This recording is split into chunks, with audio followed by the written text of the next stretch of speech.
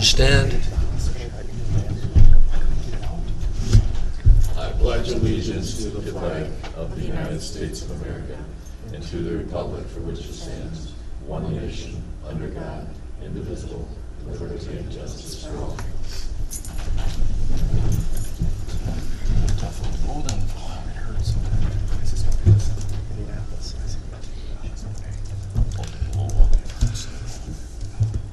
First item of business, of course, is to approve the agenda. Motion to approve agenda. Second.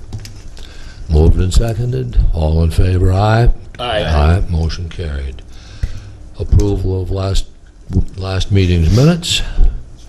So move. Second. Moved and seconded. All in favor, aye. Aye. Those opposed, motion carried. Public comment. How many public commenters do we have this morning for the opening? Okay, thank you. Come on up.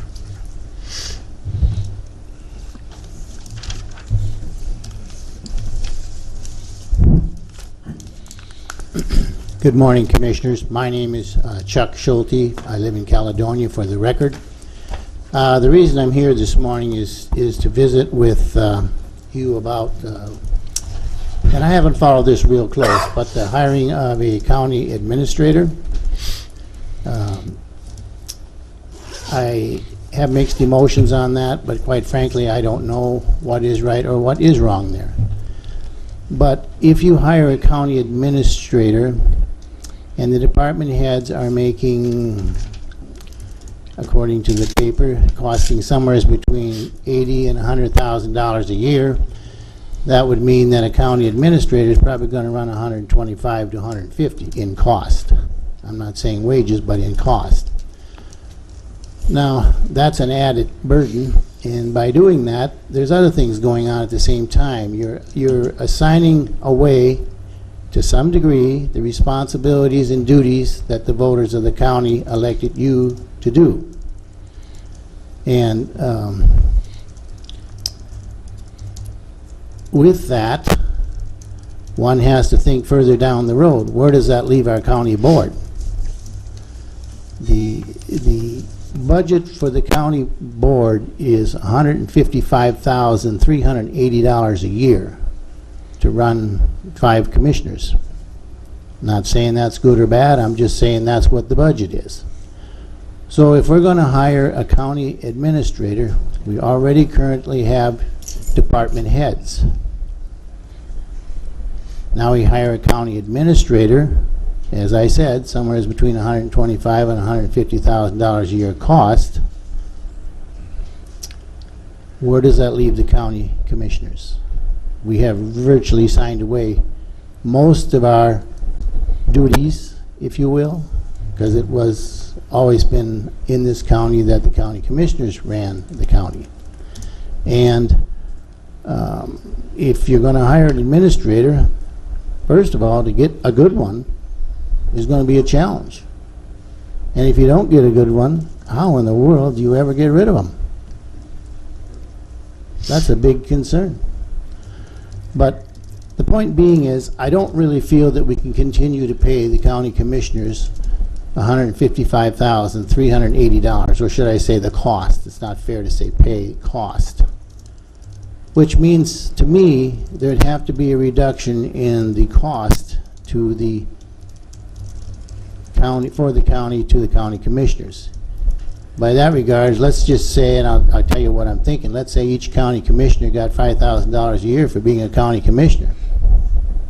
There's no reason to hold long, lengthy meetings, because basically the county administrator should be taking care of most of these subjects and issues. And if he's not, why did we hire him? So if you took $5,000 a year times 5 is $25,000. If you added another $15,000, and by the way, when I say $5,000 a year, I don't mean we're going to get health insurance. That's it. $5,000 a year. Look at your city officials. Look at your school boards and how they get paid. So that would be $25,000 a year, add on another $10,000 for payroll taxes or what have you, you may come up to $40,000, whatever, for the year. Subtract that off 155, we've just saved 115,000. Now it might make sense to hire a county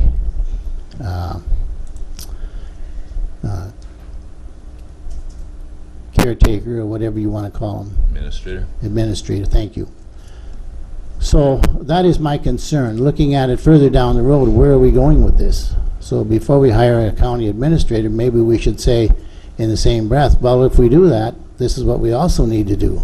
Because I don't see that as a business plan. I don't think many people out there would go along with this. You know, I'm not so sure I want my county board to be sort of say not really in charge. I understand the you can't hire somebody to do a job and then micromanage them, which means they're in charge. So that's my point. My point is this: if you hire a county commissioner, there has to be a huge reduction in what the county commissioners get paid. That's the bottom line. Let me answer this. When you first walked in here, you said you didn't know the right answer. I'm going to tell you what the right answer is. The right answer is this county needs to have an administrator. Tomorrow, if you walk in here, who's in charge? You are. Wrong. Not one commissioner is going to be here tomorrow. Not one commissioner can make a decision if something happens tomorrow. So no, the board is not in charge. The board as a whole is in charge, but only on Tuesdays during board meetings. Now, you talk about wages for an administrator, and you said 125 to 150,000. It's already been printed in the paper. It already came back with the analysis that it was going to be somewhere between 82 and 121,000. So it wouldn't be 150,000 in wages. So that statement's not accurate. When you talk about voters elected the commissioners to do, that's right. The voters elected the commissioners to run policy, personnel, and budget, but not micromanage, not be so intimate in every department that we've had to do because we don't have somebody overseeing on any of the other days. You talk about challenge to find a good administrator. That's why we had hired a consultant to do that, because this board wouldn't be able to do that on their own. So we hired a consultant to find the best candidate that we can. So we've already gone down that road to try and cover it.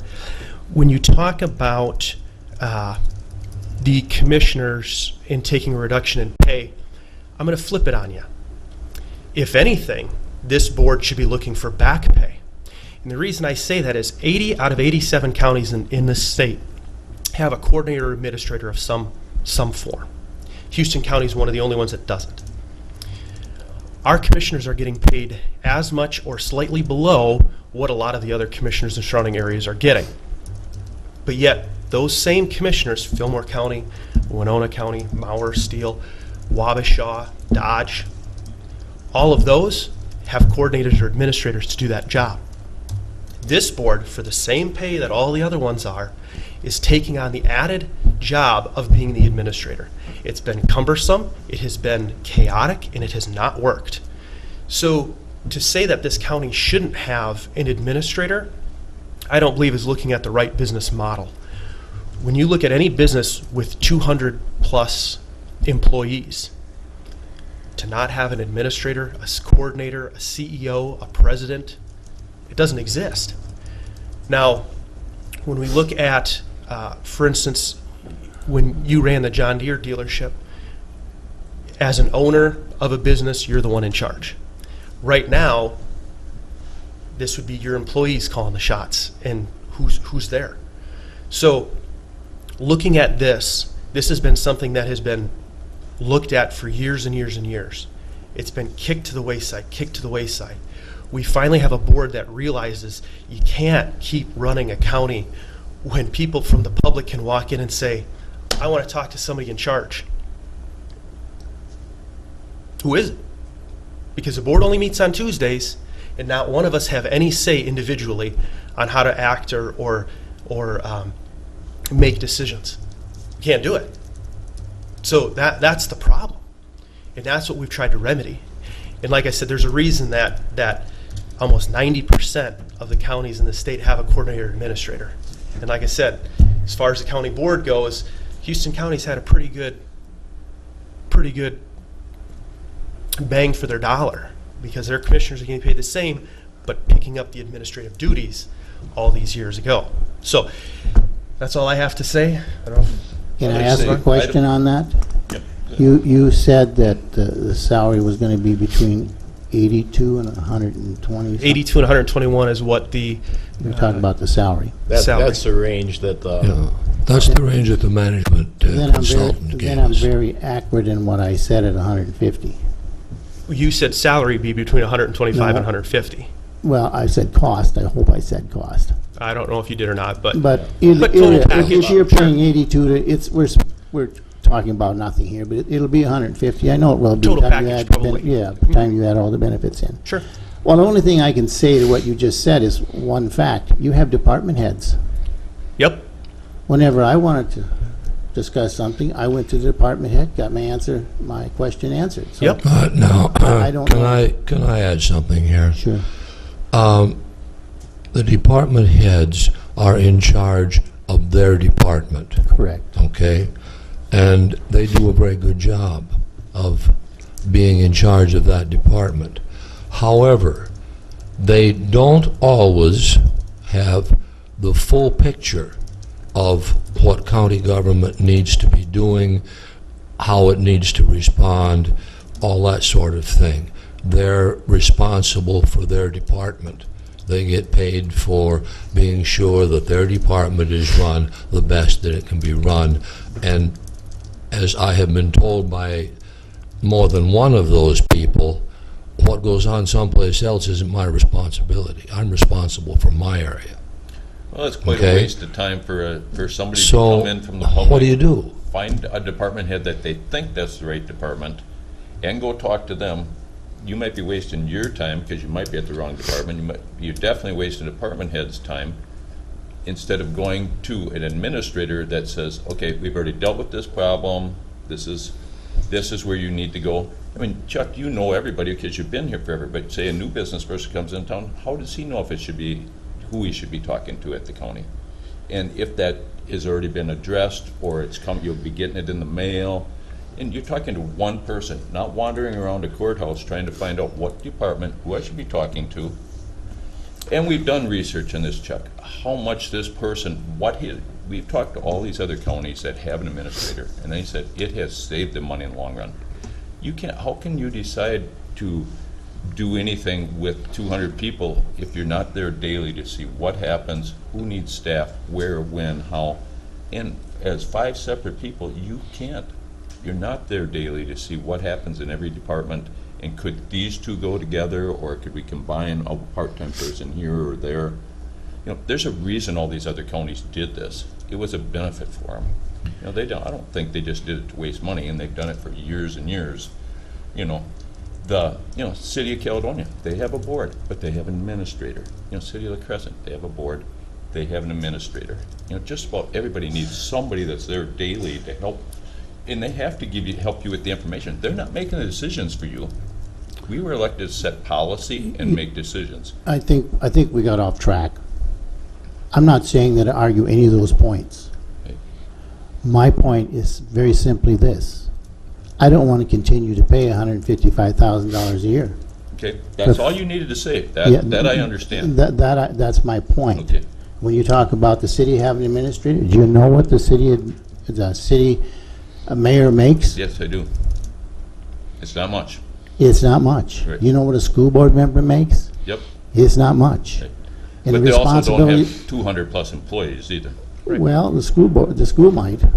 But the school also has a superintendent. Right. That's right, but the school board And doesn't a get paid much. principal, I've been there and done that. Yep. But they But also my- don't have the responsibilities of the government. But we're getting off topic. Yeah, And the that's- whole that's and the not my whole point point, is is to that, get you know, into you the talk weeds. about not having, you know, the board not getting paid. And I would argue that, you know, the board hasn't taken a raise, once in the last 10 years or whatever. We're taking on a lot of duties at the administrator side that we shouldn't have to do, and the county is faltering for it. if you want to look at cost savings, you're going to find that in the fact that the board doesn't have to attend a lot of the meetings that we're meeting. Right now, we have to attend a lot of meetings because we're trying to be the administrator, trying to coordinate, say, Scott and Teresa to be at this meeting, Jack and Fred to be at this meeting, so we don't have a quorum. When we talk about per diems and mileage, to have to come to these meetings and do this and that, when an administrator would already be here, you're going to see cost savings on that side of things. So will there be? Absolutely, and that was the whole goal, was we shouldn't have to do all these meetings. Okay. I don't want to take up any more of your time. No. I made my point. My You point did. was, I don't want to pay $155,000 for county commissioners who really should have a whole lot less to do. Now, Thank you for your Yeah, time. thank you. okay. If there's any, Chuck, if you have any further things on this, why, we have another public comment at the end of the meeting where we can take a, yeah, okay, fine. Any other public comment this morning? Okay, Mr. Podozensky.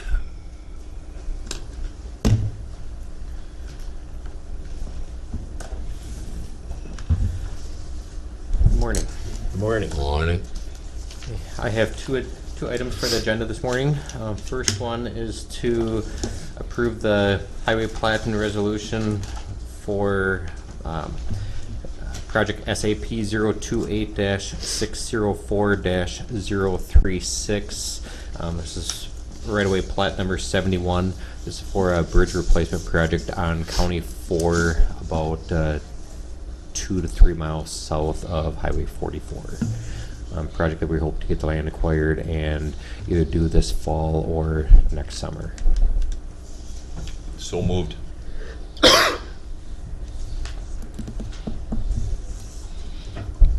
Do we hear a second? Second. Moved and seconded. Any discussion? Okay. All those in favor, aye. Aye. Aye. Those opposed? Motion carried. Thank you. And the second item is to award project SAP 028-599-088. This is a bridge replacement project on Fort Ridgely Road. We had 8 bidders, so a lot of bidders on this project. The low bid was Generation X Construction, $137,098.50. Very competitive bid. They were about $200 less than the number 2 bid, so very close bids. What percent under was that, Brian? Engineer's estimate? 30.38% under the estimate. All the bids except for one were under the estimate. Really good numbers, really good bids, lots of bidders. So I'm really pleased with what we got for bids this time around. The low bid contractor was Generation X Construction. They have done work with the county before in the past on different flood repair work, different projects with just local money or some FEMA money.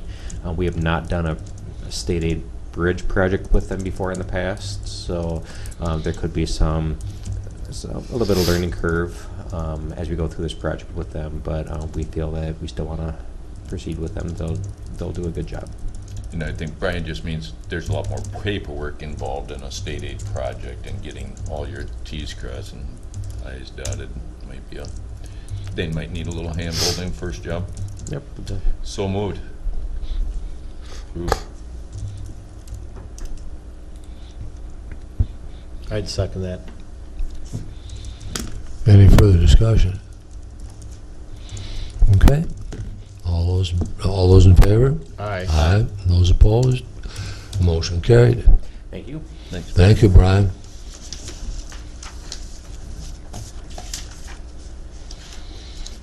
Dan?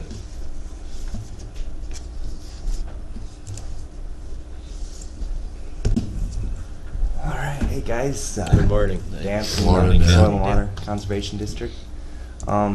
Yeah, I got an email last week from the Southeast Minnesota Water Resources Board.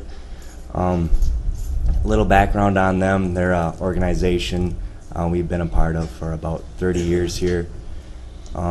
They're kind of a collaboration of I think 9 counties in Southeast Minnesota, where commissioners from each county get together and they kind of discuss what direction they want water planning to go. in the area. And they have 2 resolutions that they were wondering if you guys could pass. The first one, also Commissioner Arnold goes to the meetings quite a bit, and if I miss anything, maybe you could clarify. But the first resolution had to do with the wastewater initiative program they're in. Bridget Tim, well, she's kind of the lead on the Southeast Minnesota Water Resources Board. But there's a resolution I got right here. I could pass it around if you want, but I was just in support of this program, and she was wondering if each county could pass this resolution, so then she could use it to acquire more grants when she's applying for grants.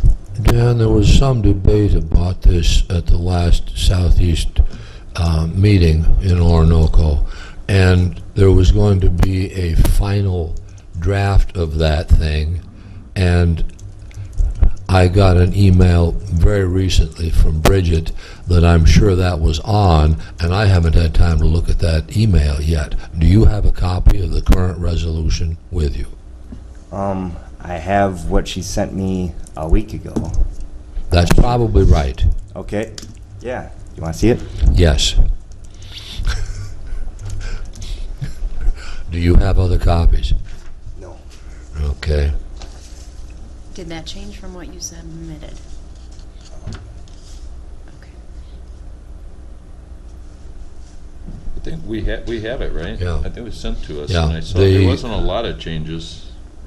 The bottom line here, the final wording, there was some debate on the wording on the last part of it.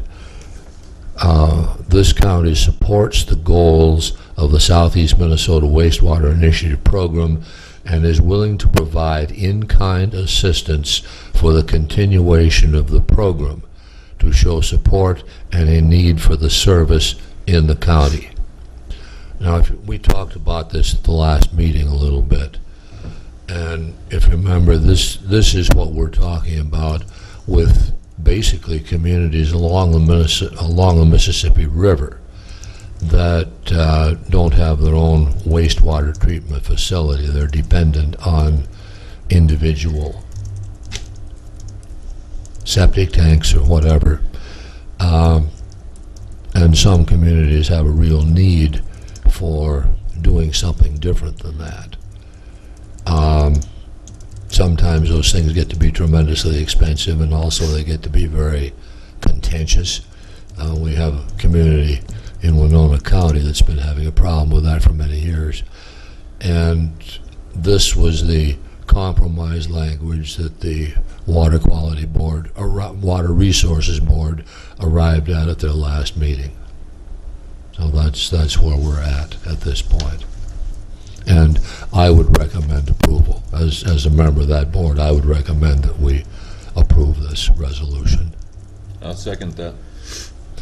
You can't second it because I can't make the motion. You can make No. the motion. I'll make a motion to approve it. Second. Okay. Any further discussion on that issue? Okay, all those in favor, aye? Aye. Aye. Those opposed? Motion carried. Okay, All Dan, right. you have more. Thank you. Yep, one more. There's a resolution to the Southeast Minnesota Water Resources Board's Joint Power Board Agreement. Just in their agreement between all the different counties here.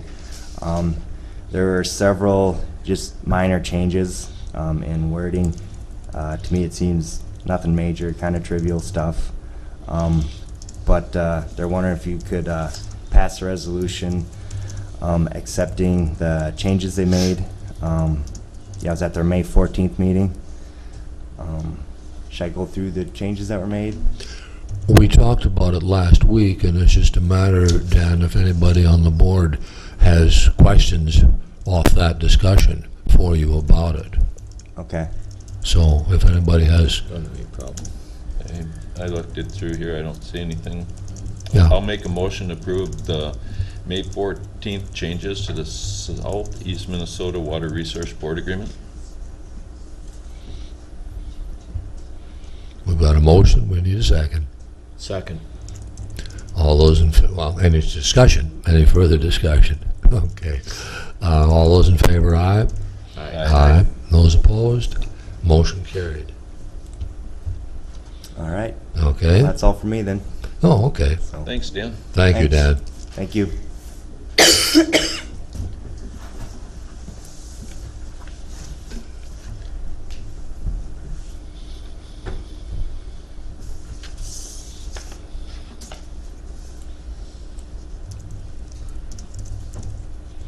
Yeah, Tess. Yeah. You started heading this way, and so I thought, okay, she's coming. Okay. Calling me, so I apologize. Good morning, Commissioners. Good morning. We have quite a few things on our agenda this morning for the for HR.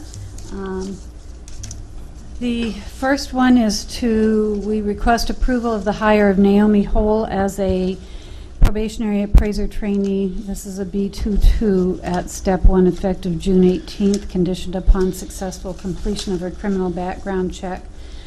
Ms. Hole, we had second interviews last week, and Ms. Hole rose to the top. She has very quickly presented herself, I shouldn't say quickly, but she presented herself with very good customer relations skills and communication skills, and significant experience in a broad range of software technology that we thought would be very helpful in helping us hit the ground running, if you will. You want to make a comment? Well, I will make the comment that the three of us that did the interviews, both applicants were very qualified. It was probably the toughest decision I've had to make on hiring ever. We had two very well qualified were- yeah. finalists. Yeah. We went back and forth. This wasn't just we know it. I mean, the three of us went back and forth quite a bit over this one. Yeah. So with that, Make a motion to hire the, here again, Naomi Hole. Naomi Hole. H-O-E-L. Yep, for appraiser trainee. Second. Moved and seconded. Any discussion?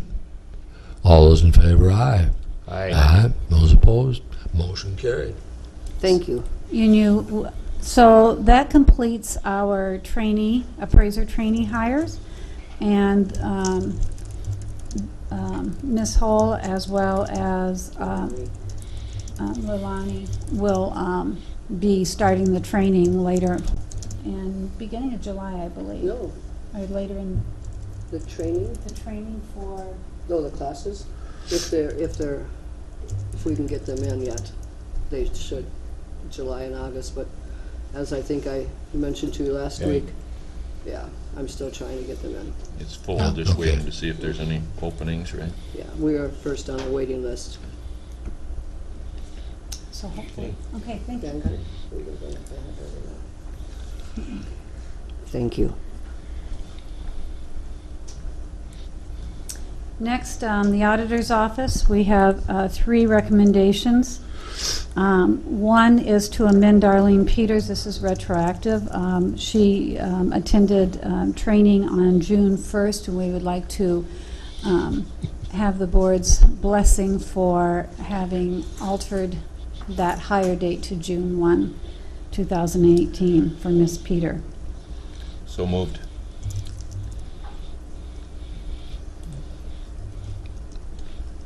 Pressure on me all the time. Sorry, I'm busy doing some research here. Second. Moved and seconded. Any discussion?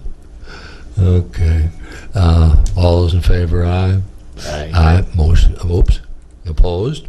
Motion carried. Okay. Next, we recommend the hiring of Bonnie Felton as a 67-day technical clerk at an hourly rate of $14.63 per hour. This is a B21 classification, conditioned upon background check. And this is in the auditor's office to help with current needs and elections.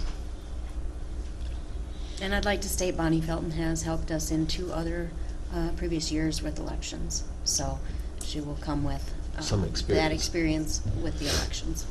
Good. Wonderful. So moved. Second. Hey, there we go, another voice heard Wondered from. if you were Okay, any further discussion? All those in favor, aye? Aye. Aye. Those opposed, motion carried. Thank you, Commissioners. Next, we recommend the hiring of Polly Heberlein as a 67-day technical clerk at an hourly rate of $14.63 per hour, B21, conditioned upon successful completion of background check to assist in meeting the needs of the auditor's office at this time. Is there anything you'd like to add to that, Madam Auditor? Ms. Eberlein is a business owner in the city of Caledonia and is available to help us, and I think she will bring some nice skills with her from her past experience. Yeah, she's been involved in a lot of stuff. She's got a lot of experience in a lot of areas. So moved. Second. Moved and seconded, any further discussion? All those in favor, aye? Aye. Those opposed, motion carried. Again, thank you, Commissioners. Brian?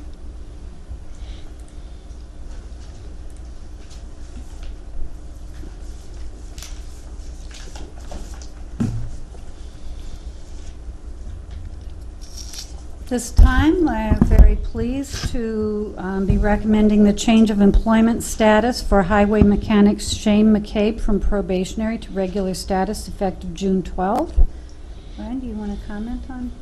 Yeah, so Shane's Mr. been McCabe? the mechanic for us now for almost a year. He has done an excellent job with the equipment. I see that some of the stuff's been repaired in a very timely manner, and everything's in really good shape. So I recommend changing his probationary status to full-time permanent.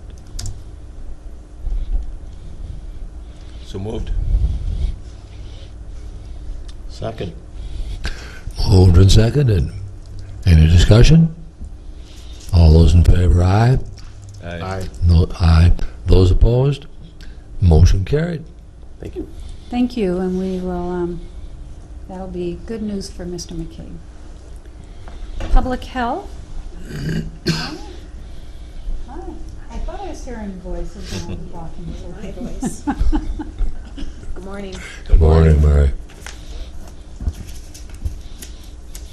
So at this time, we had a vacancy because of an a transfer of a current employee who took another position in Human Services.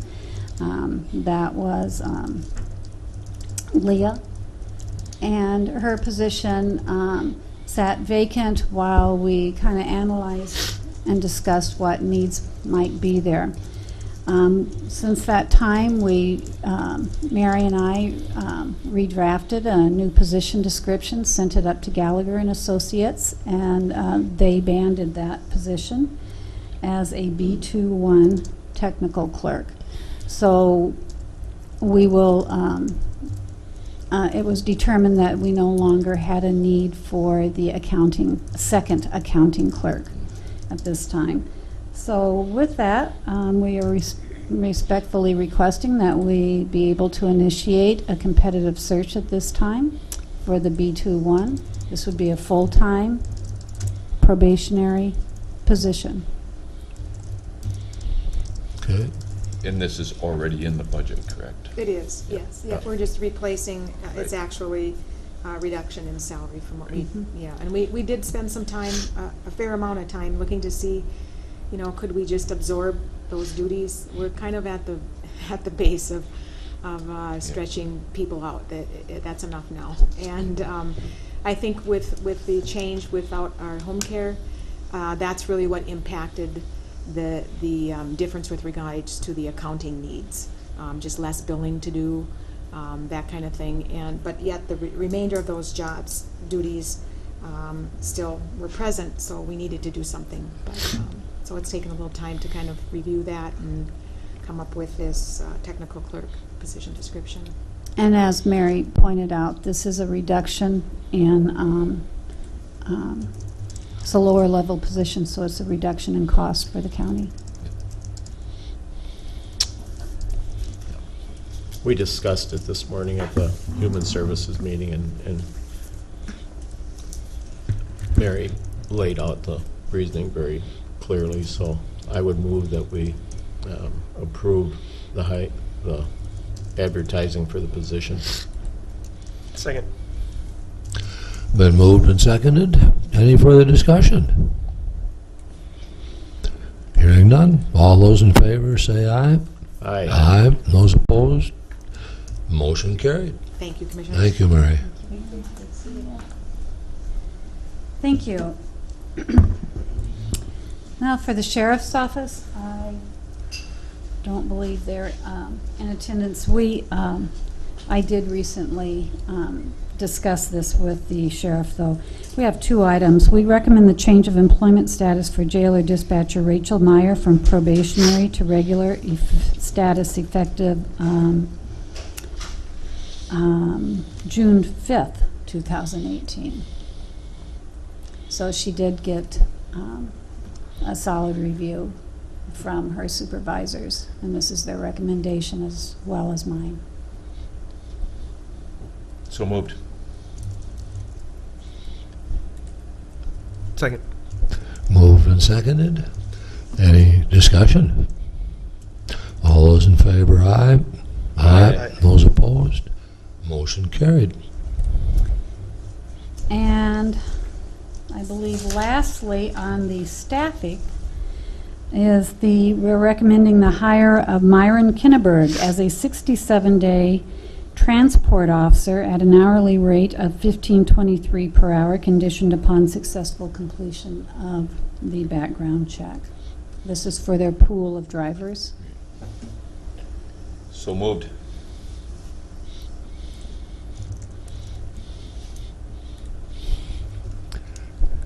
Should I flip a coin and see what happens? I heard a second. Okay, moved and seconded. Any further discussion? All those in favor, aye? Aye. Those opposed? Motion carried. Thank you, Commissioners.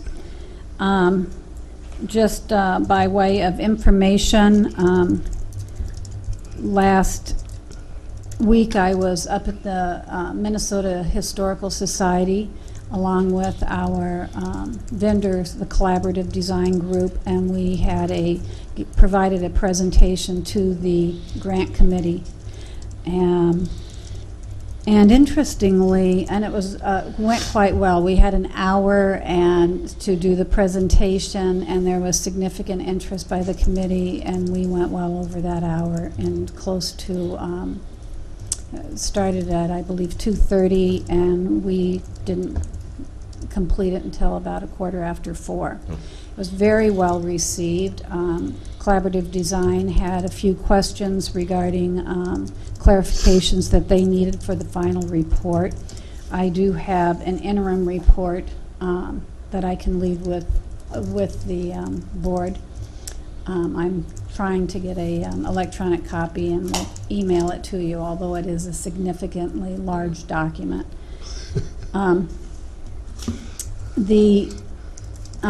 What I found most interesting was there was representation on that committee by a person who was responsible for, in some part, for construction grants. And so we had quite a conversation about this document or this work being the foundation for a significant large grant, both for this court, the historic courthouse, as well as the historic jail structure. And including, I asked specifically the question about roofs, because there had been some confusion as to whether or not we were going to be able to get funding for the roof or just for the trim that goes around it, as well as the stairs, the tuck pointing and things.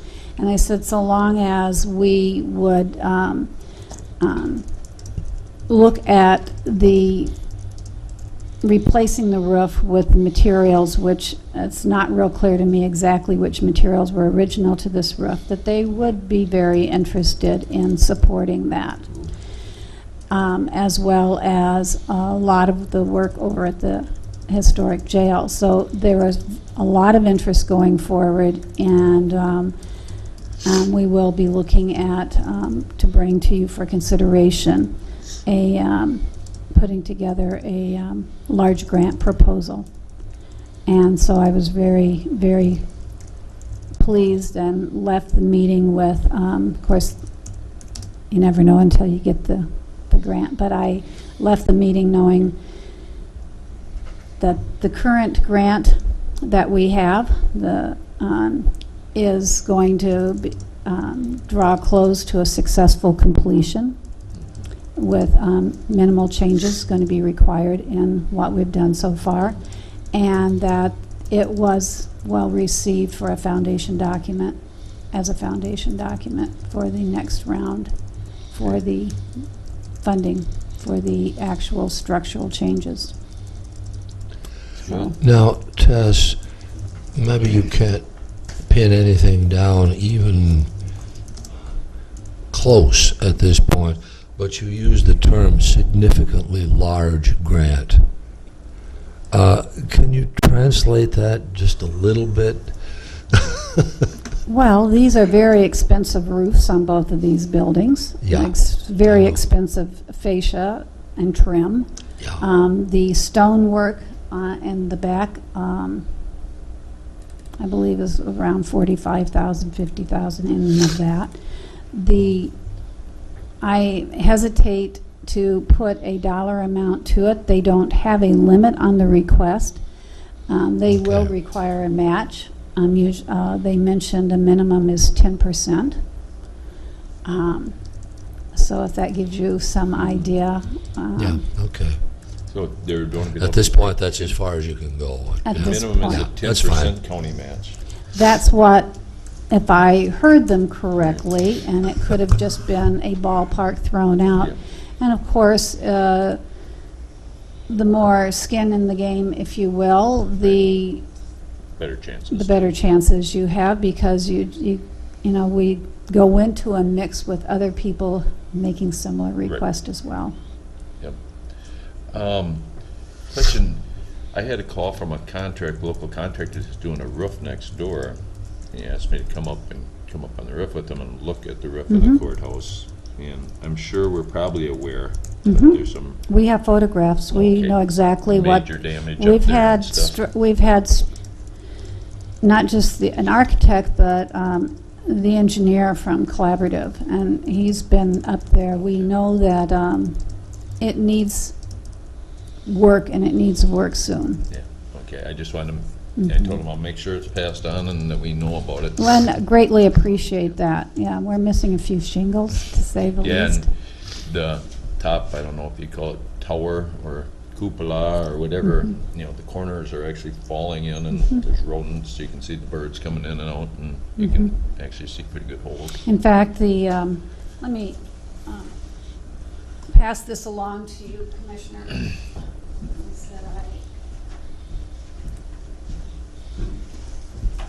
It has quite a few photographs in there. It discussed the louvers, the cupola, the tower, the windows,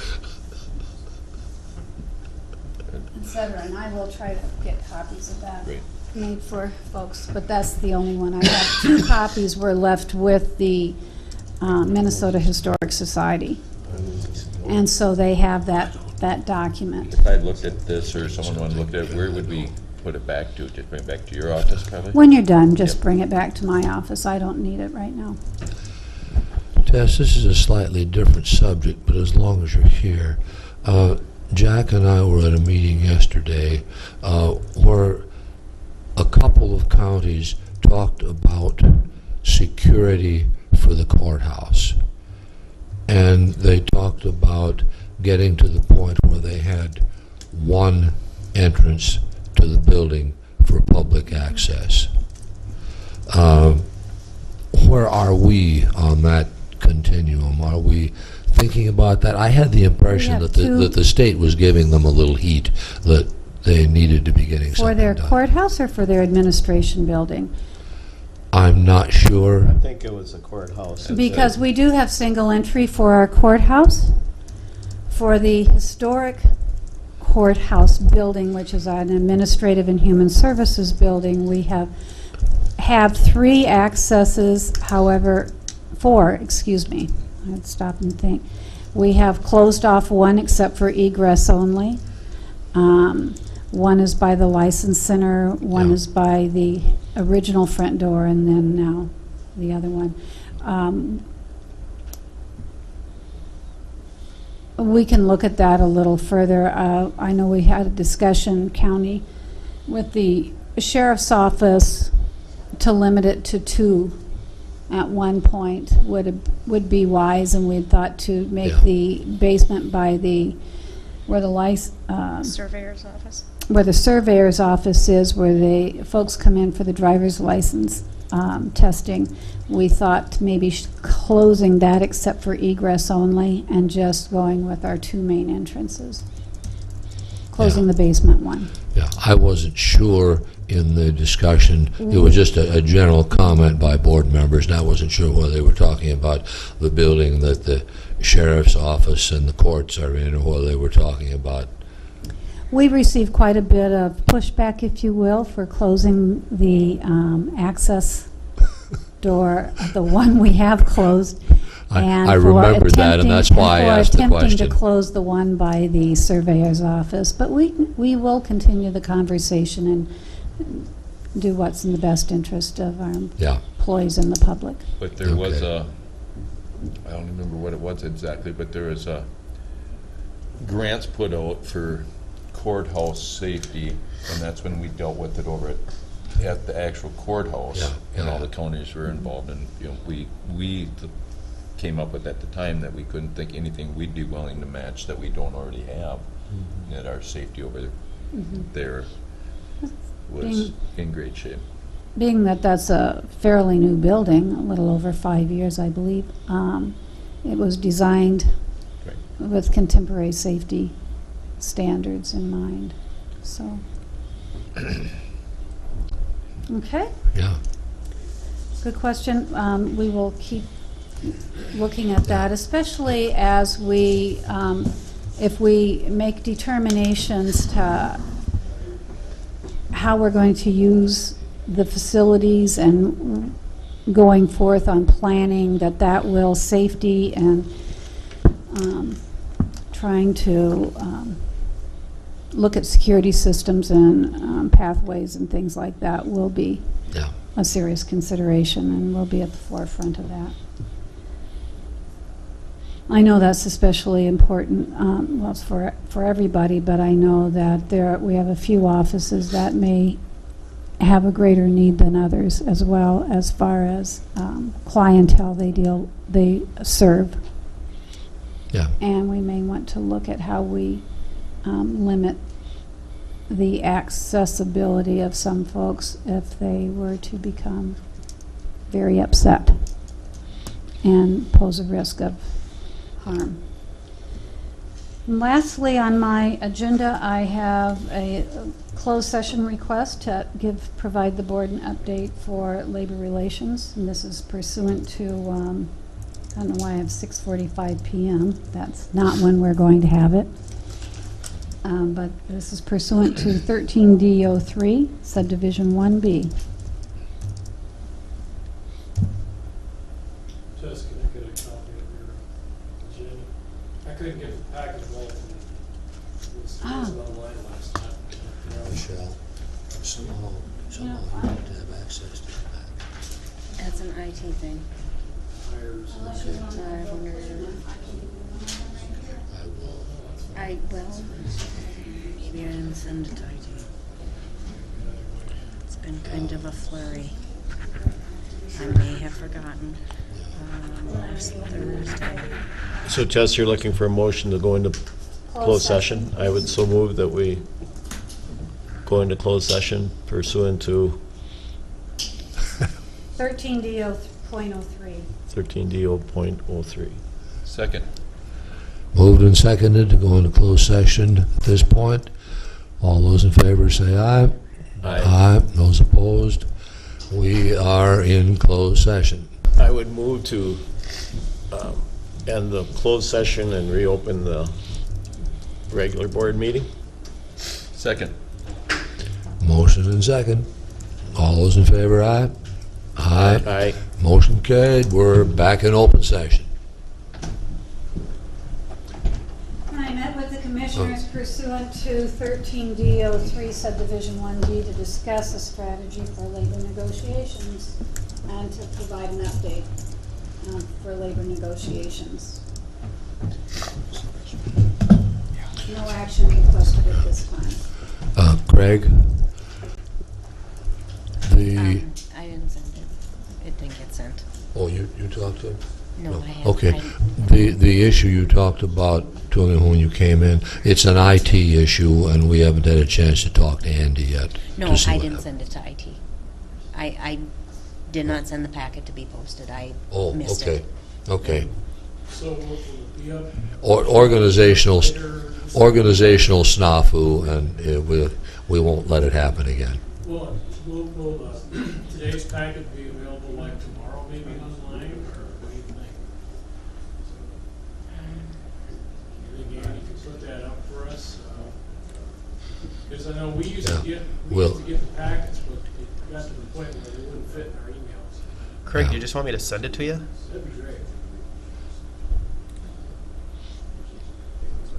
We'll get it done. All right, thank you.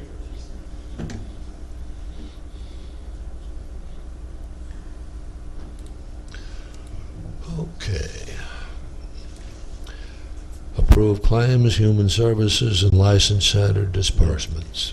Are we? Rick. Something? Oh, I'm sorry.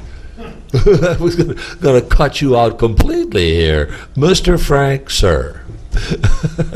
Yes, what I have is some members of the La Crosse County Board and staff here, and I sent the contracts with you some time ago, here a couple weeks ago. Yeah. What we're doing today is discussing of signing those contracts with La Crosse County. They've been on the table and discussed with the policy board meeting over here for quite some time, and we have things worked out. I had Sam look at them, and myself went through them, and we're at this point recommending that the county proceed. The county, La Crosse, would like to have that discussion with the full board here, and then see if we go from there. So I'll meet with Maureen. Oh, you can actually sit right at the, Sure, so I'll not hide behind a computer. Okay, thank you very much. I want to introduce our group that we have here first. You want to come up here too, everyone? Yeah, I'll let you guys sit. Okay. I'll sit right back. Yeah. Go ahead, sit down, please. I'll sit here if there's any questions. Is this okay? Is this going to reach all right? Jed Stillwell is our Deputy Director of the Solid Waste Department. Brian Kent, who is over here, is our valuable consultant with SEH.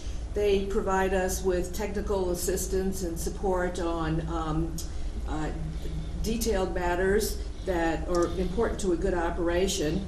Patrick Barlow and I are County Board Supervisors. Patrick is the new chair of the Public Works and Infrastructure Committee, and I am the vice chair of the Solid Waste Policy Board. And your name is? Oh, I'm sorry, Maureen Friedland. Maureen Friedland. I know who you are, Maureen, but I. Thank you. Sorry. La Crosse County and our landfill in Houston County have had a long and important relationship. We appreciate this invitation to be here today as we seek your agreement going forward as our valued partner. Teresa's not here, Right. but she's been with the Solid Waste Policy Board for a long time. Practical sense and direction that she's provided for us.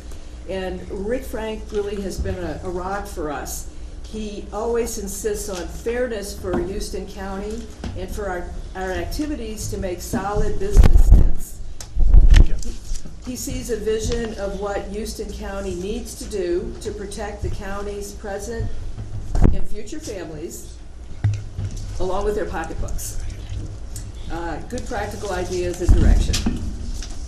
I'll have to tell you that again later, Rick. So as I was preparing for today's meeting, I went to the most recent report of our solid waste department to see if there was anything new in particular to tell you. Every 2 months, a report goes to all of the county board members so that we can be open and informative about our operations. And I brought some copies as part of your packet over there. I won't go into any details, but I thought it was good to include this because I thought you could see how closely we pay attention to markets and production and other business factors, which is all part of good environmental stewardship. We try to be innovative and we continually work with the public and businesses. Houston County Clean Sweep is mentioned in there as the first one that we've done this year. So I'll turn it over to Jad, and except to invite you to our annual meeting from 8:30 to 11:30, which will be on June the 22nd, breakfast included.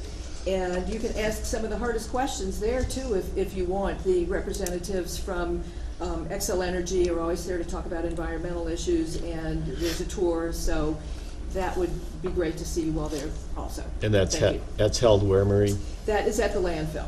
Okay. You know where the landfill is, it's north of Oh, yeah. the mall, and yeah. Right. Well, Well you don't- aware. Right, you don't see it very well from the road, which No. is part of the, part of the point, so, Right. yeah. Okay. Well, thank you very much. My name is Jad Stoll, as Maureen mentioned. I'm the Deputy Director at the Solid Waste Department. And I was hopeful just to take 5 or 10 minutes of your time, walk through a quick PowerPoint presentation, kind of do an overview, kind of orientate, update, refresh where and how we've gotten to this point, discuss our partnerships and your role in our continued success at the La Crosse County Solid Waste Department, and also briefly touch on some future strategic issues. I'm hopeful that during the course of this PowerPoint presentation, you'll see our core values up there, and I believe a lot of those will be displayed as we walk through this. First of all, I'd like to give you a brief overview on the solid waste system. In the 1970s was when the site was first opened, our first cell was constructed. During the late 80s, Houston County started the process of approving their first solid waste disposal agreement, and that's what we're here today discussing, would be the second amendment to this agreement. You actually signed that first agreement in 1990. In 2000 was a very significant period. During that time, we relocated our old landfill into a new Subtitle D landfill. That was about 1.5 million yards of waste and took approximately 2 years to complete. Pollution controls were added at Xcel, and the current amendment that we're operating under the solid waste disposal agreement was put in place in April of 2005, and that contract lasts until 2023. 2010 to 2015, areas of focus more switched to long-term planning with our master land use plan, our solid waste management plan. A lot of environmental focus was placed onto the facility with acceptance into the Green Tier program. And also at the same time, we started up our gas to energy facility. We also worked on the waste hierarchy, working with the city of La Crosse with the single stream recycling. We also tried to better manage the waste streams with rebates and incentive programs were put into place with our haulers. Today, we're to the point where Xcel has agreed to extend to 2030. The La Crosse County Board agreed to this, or approved this extension back at the end of 2016. So we're here today to work with you to see if we can't come to an agreement for you to continue to work with us until 2030 as well. We have some other significant events that have taken place. Our Household Hazardous Materials Program, which is part of the extension. We also received funding, secured funding for that for the next 10 years, which is a very popular program, and it keeps the waste out of Excel and also out of the landfill, which is very critical to our environmental management. And currently we have 18.3 years left at the facility. Part of our next steps will be moving forward and looking at the expansion, which will start taking place in 2019 and will likely take about 3 years to get approval for.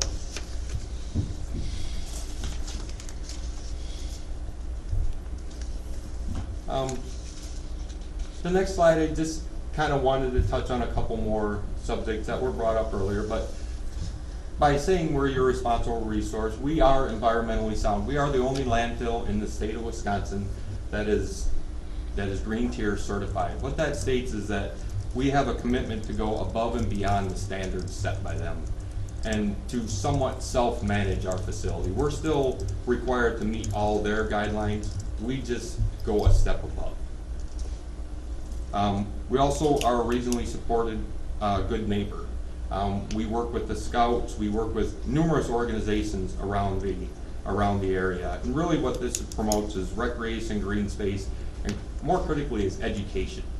Teaching people what the landfill and how the system operates and how we can be within close proximity to the city, yet be unnoticed and not a nuisance. Key factor, and probably one of the things that you look at very, very critically, is the economical factor. By continuing forward with these partnerships, it allows us to allows the system to weather market fluctuations and sudden increases. Currently, you are the second largest producer of waste at Excel. You account for about 8% to 9% of what we take in annually, which is critical. Moving forward with the extension, we've committed Excel to 70 to 75,000 tons of waste per year. Under that, you would provide about 10%. Currently, we're operating at 72 to 75,000 tons per year. So it's very critical to have you engage and have you along with us moving forward with this extension with Excel. Some other items that are important along this, having this base also allows for long-range planning and minimizes sudden increases in our pricing. As you'll notice in our graph, throughout the years we've had a steady increase, but one of the things I'd like to point out along that line is in 1990 to 2010, the DNR fees went from 61 cents a ton to $12.99 a ton. So part of that is keeping up with the fees more so than our continuous increasing of the prices.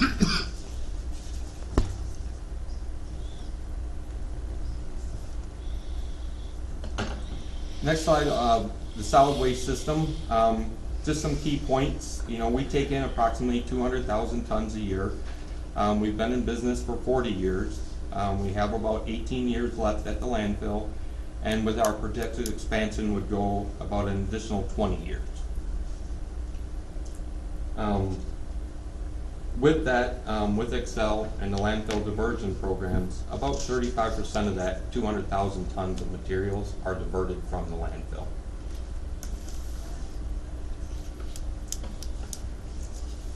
The next slide, I'd just like to show you a picture of the site. And really what this is to show is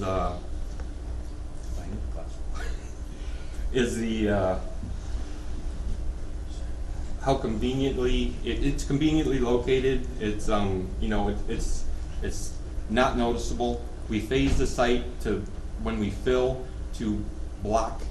We phase it so that we're tucked in. We're kind of We're right between Interstate 90 and Highway 16, and most people don't know we're there. And that's on purpose. We want to minimize the impact on the community.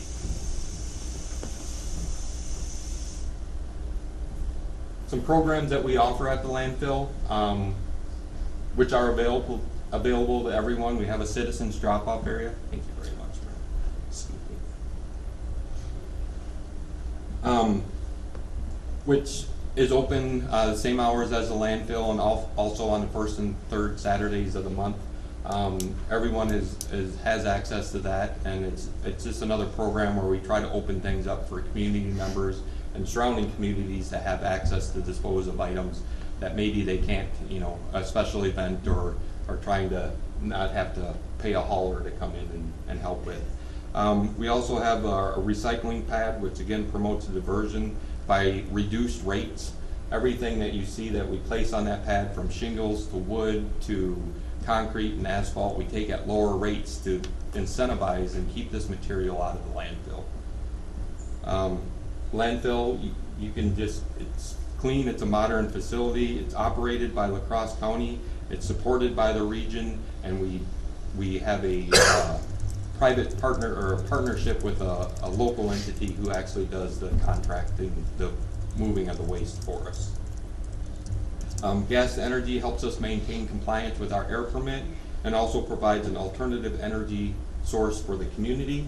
And then our HHM program, which again helps keep household hazardous waste out of our landfill and out of our Excel facility.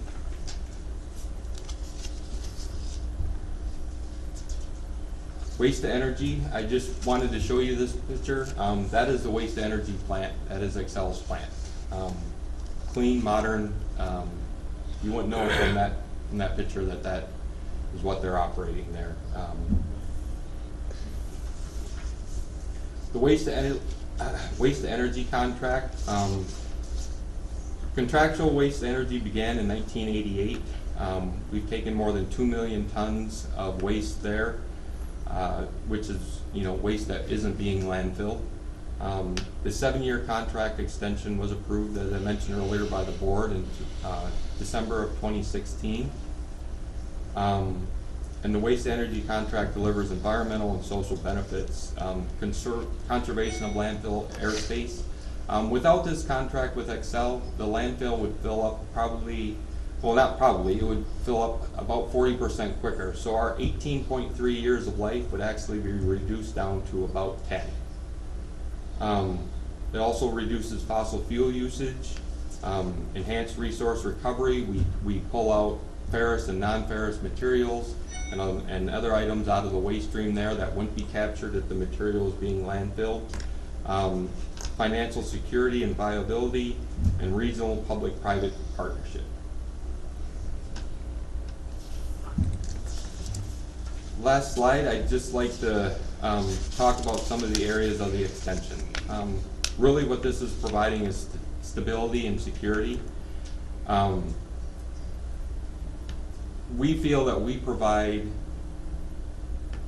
an environmentally sound and through the previous guys, a financially stable model, that we don't have sudden price increases, we don't have variations or issues that come up that would be concerns for our partnership. And also to provide you a voice to be involved in the system by being on the solid waste policy board, being able to participate in the decisions of how the department has moved forward. We also have our annual meetings where we're very upfront on how the facility is being managed, and as Rick can attest to, you have a direct line to the system. At any point we can talk, we can have communication if there's concerns.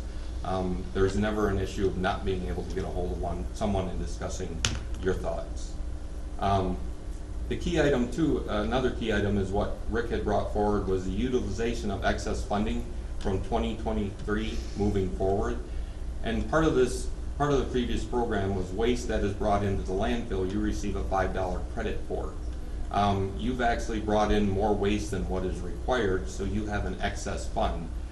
Rick helped secure that money being available from 2023 to 2030 in the extension, that you can use that for services at HHM to help keep those chemicals out of your waste stream through clean sweep events and other regionally supported events. The last page is this, a few of the items that we're going to be facing, moving forward. And I touched on earlier is an expansion. The Excel after 2030, we have in the contract that we can do up to 2 5-year extensions past 2030. That is with through Excel, and the same relationship. This extension that you're extending is only until 2030. We would come back at the same time and do the extensions with you. They're not incorporated into this amendment. You know, we're all facing a lot of the similar issues, recycling, how to deal with the impacts that China has imposed on the system through their bans of a lot of the contaminated or really what their focus is removing contamination out of the recycling stream, but it's had a much bigger impact on the region with cardboard and other materials like that. Just the end markets are being shrunken and moving away. And then the management of the waste and the technology moving forward. Landfills are ever evolving, and we're always going to be faced with new ideas and ways to manage them. And by being a partner in the system, you have a say in how we look at these things and how these items will be moved forward. I'd just like to thank you for your time, and if there's any questions, we'd be happy to answer them. I guess I'd have a couple. Are there any haulers that are circumventing the system, where they are hauling out of the area or otherwise avoiding your system? Not that we're aware of. What we primarily focus on, and that was part of the discussion, is incentivizing the haulers and keeping them locked into our system. So we have every hauler who signs a contract with us for the hauler rebate program that is hauling within our system, which includes, you know, Houston County, Buffalo, Trempealeau. They're all in a rebate agreement program. So they get a percentage of the waste that they bring in, the revenue. They get a percentage of that back. If that was being diverted out of the system, they would lose that program. Okay. So by working with the haulers and incentivizing them to follow the guidelines that we have set in place, we're fairly confident that all waste that is supposed to be coming either to Excel or the landfill is ending up there. Okay. Could Excel take on more? I noticed the blue line went by Vernon County, Vernon County, for instance. What does Vernon County do? Do you know? Vernon County is not within the system. Right. Do you know what they do presently with their? With their waste, they operate their own landfill along with Monroe County. Okay. They both operate their own facilities. At Excel, we're contractually obligated between 70 and 75,000 tons. Any waste volume exceeding that, we actually have to pay penalties for. So it's not in our best interest to go out and pull in more waste or more counties. We have the right mix with the people we have, and that is our focus, is to keep our core group together, not to try to bring in additional waste streams. Okay, one more. Fred and I were at a regional meeting of Minnesota counties yesterday, and one of them, and I don't remember the context exactly, but made the comment that landfill could be non-existent in 20 years. Does that resonate with you folks at all? Would you mind if I brought our expert in on that? No. There's a lot of varying opinions on that. And I don't know, I mean, they didn't go into the detail of why that could occur, but it was a comment that struck me, obviously. Without being able to look 20 years into the future, the crystal ball, I mean, I've been in the business for 24 years, and the advancements that I've seen have been startling. So, you know, given our great innovation as people, I don't see that being an impossibility. I see it unlikely, given the fact that there's always, I think we'll get a lot better at utilizing material that is now considered the waste, because I consider the garbage to be essentially underutilized resources. So as we get better as a society of recycling and reusing and beneficially using and manufacturing, I see that the need for landfills become less and less. But I still think we need to have something, even if it's construed or being visualized as a bank for future use, because right now I think there's going to be a lot of facilities that are currently landfilling, and they're landfilling correctly so that down the road, when technology is advanced to a point that it makes sense, that maybe go back and mine these old sites out. And we've seen that in Minnesota as well, with, you know, recovering some of the metaliths in some of these old ash sites. But I just see that as constantly, and I look at it as a landfill as a bank for the future as opposed to an indefinite disposal area. Yeah. Well, I've been very impressed with the La Crosse landfill over the years, as I've observed the innovative things. I know Gunderson Lutheran, for instance, what are they using? The methane for heating and so forth. But one of my concerns is the growth of the online buying and the packaging. I mean, you buy something and, you know, by the time you get through the package, the item you got, the package was this big, the item was this small, you know, and all of that gets thrown away. And so I see that as an area that just keeps increasing what we don't use or shouldn't use. But be assured that, you know, I sit on a number of different committees, advisory councils, and do a lot of outreach with, you know, the Associated Recycling Wisconsin, SWANA, you know, a lot of state, local, and national organizations. There is a very large emphasis on packaging. There's carton councils, there's a lot of different entities that are revisiting and to a large extent are being implemented now, especially like the perishable food waste, those types of things. So you know, unfortunately, it takes a while for society to catch up with these advancements, but I think it eventually will. They'll understand that somebody else is doing this. You know, if we all would have thought that Walmart would have been environmentally responsible 15 years ago, we would have, yeah, hell, whatever. But now they really hold their vendors and their constituents to a different standard as well. So society evolves, and fortunately, it's people like us that drive that evolution, that we're trying to push them to do the right thing. thank you. I got a question. Curiosity. I drive by there almost every day going to West Salem. What is that area utilized for that you guys have been bulldozing right up to 16 there? What's that going to be? Explain I'm just curious what that all is. That was a partnership between La Crosse County and the city of La Crosse. The city of La Crosse was looking for a large industrial acreage to hopefully lure somebody into the industrial park that's adjacent to the landfill. Sure. So as part of our construction last year, what we did is we allocated that 23 acres to the city of La Crosse.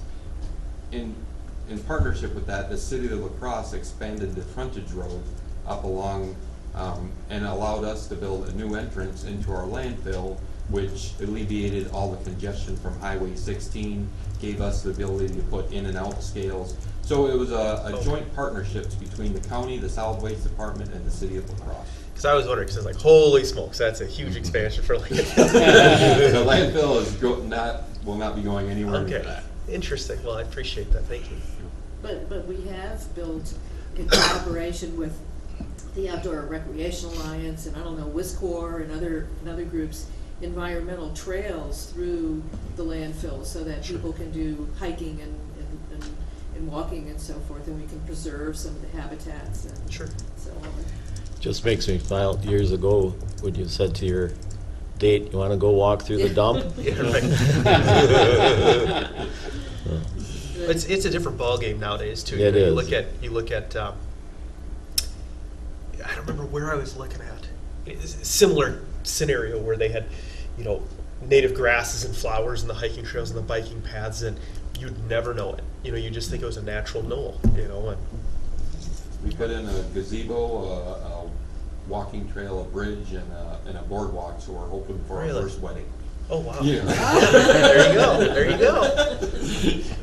Somebody's got to utilize it, right? Yeah. Right. But again, it's a shame that through all the education and all of the public, that the public still doesn't get it in many ways.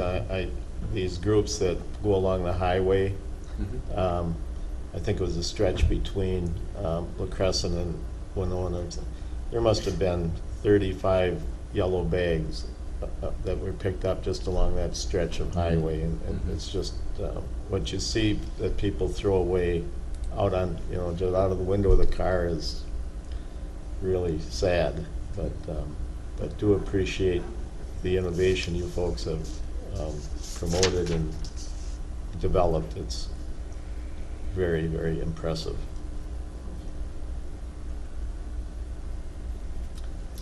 So now you want to know if we're going to approve this, is that? That's what I'm looking for. I need this off my bucket. Well, Rick, you've obviously been very involved. It's been a plus for Houston County. Oh, absolutely. And I can't think of any real, we had some issues when I was on the board previously with getting the hauler contracts tight and so forth, but that seems to be a thing of the past. So. Well, like I said, we were talking outside before earlier here that, I think this county is taking the steps to, and that's why you're seeing, he's talking the rebate and the surplus we've got. Before 2010, we did not have probably a handle on the amount of material that this county generates and where it was going out the doors. Since that time with the contracts we got, our tonnages we're keeping track of it a lot better. And we can see where it's going, and they've shot up. So we're basically, like I said, we're sitting in the surplus range every year now, and that is building. And that's the one thing that, when we were talking there, that I seen, we do have that surplus there that we could probably do is offset some of our future costs moving forward, like with Haz Waste, or say if we ever wanted to go into some kind of sustainability programs or something that we can draw off of La Crosse County, because they have already, that wheel has been invented over there, and that's things we can piggyback off of. We've done several things in conjunction with them, is like our brochures that go out. It mirrors what La Crosse had and what they started. We piggybacked off that, developed our own, and we saved ourselves some money doing that. And I can't say enough about their Clean Sweep programs. That has really took off, and people are utilizing that. We've even worked through we had some problems, like I was into the board here maybe about a year or so ago with paint exchange or paint care program. Because La Crosse being on the other side of the river creates Minnesota a little bit of a problem, but we've been down that road with the state several times because of our interactions with La Crosse and because of our programs. We've been able to work through that, where now we can take advantage of those programs, and La Crosse has been very helpful in us meeting our goals and meeting those, and taking care of the product, preparing them so that they can be shipped back across Minnesota lines. With the interstate and interstate hazardous waste, it gets to be a little cumbersome, but we were able to work through that with them. So, it's been a good, for better words, marriage with La Crosse, that we've been able to succeed in the programs we've got. Good. Well, I would move that we approve amendment to number 2. Is that solid waste disposal agreement? Would that cover the base? For the, till the years, yeah. To the year- Extension to the year 2020. 2030. Yes. Second. Any further discussion? All those in favor, aye. Aye. Those opposed? Motion carried. Thank you very much. Thank you. Thank you. Thank you very much. You guys. Thank you, everybody. Yes, Thank thank you for all for coming today. Okay. Thank you.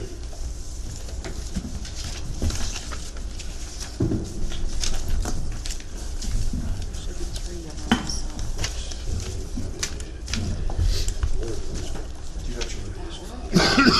Okay. Thank you.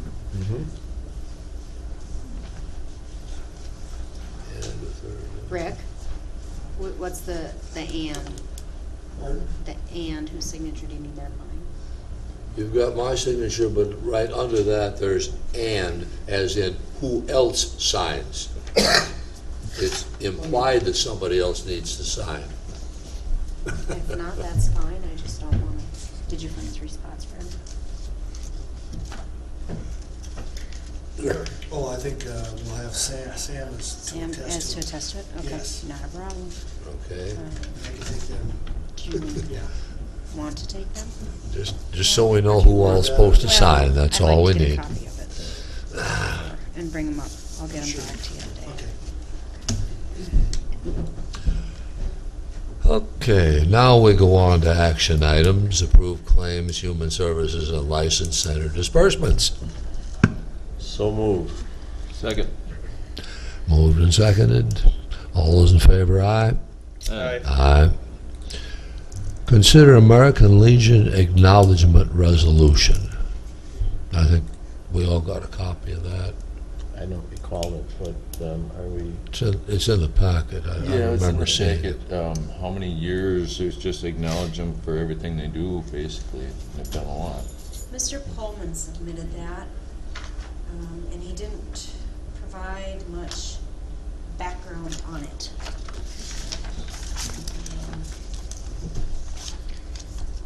It just, yeah, Arlen Pullman submitted it for consideration. What they have is. I looked at it, done a looked lot. good to me, and I figured, okay, everybody's got this, this is automatic. And now, whoa, wait a minute here. No, I mean, Yeah. I apologize for, I missed it, but again, the Legion in every city that I'm aware of has been a real citizen, so I would Yeah. move to acknowledge the American Legion and all they have contributed. Second. Moved and seconded. Any further discussion? All those in favor, aye. Aye. Those opposed, motion carried. Approve Sheldon Valley Sportsman's Association application for exempt permit.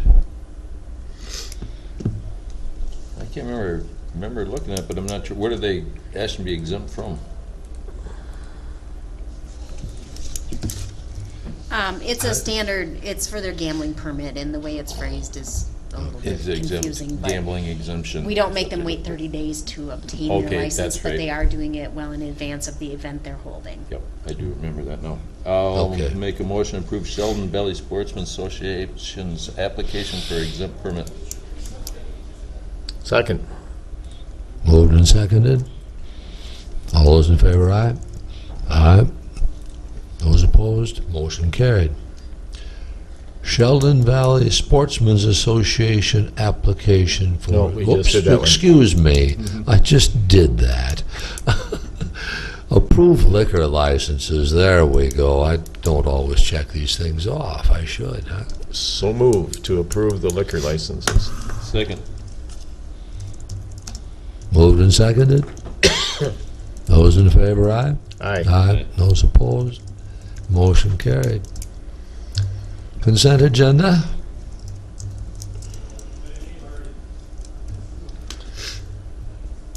I would move to approve the consent agenda.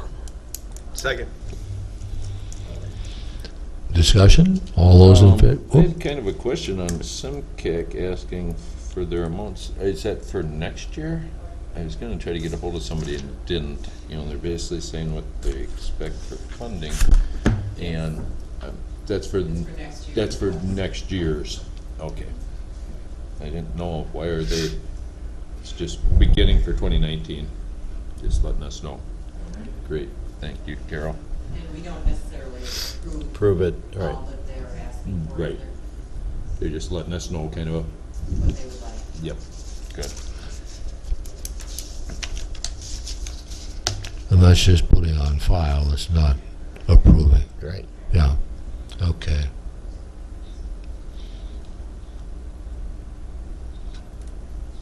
Okay, we're ready for discussion items then.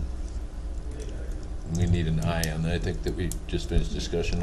All in favor? Yeah, we have. Yeah, I'm sorry. We have to. I'm sorry, I missed approve that. the consent, Yeah, yeah. Okay, we had a motion there. And In a second. And a second, okay. All those in favor? Aye. Those opposed? Motion carried. Okay. Now we do discussion items. Hey, you get to start today. At our meeting this morning, land use, got a little heavy on GIS and how we should work it. Cindy's office is shorthanded right now.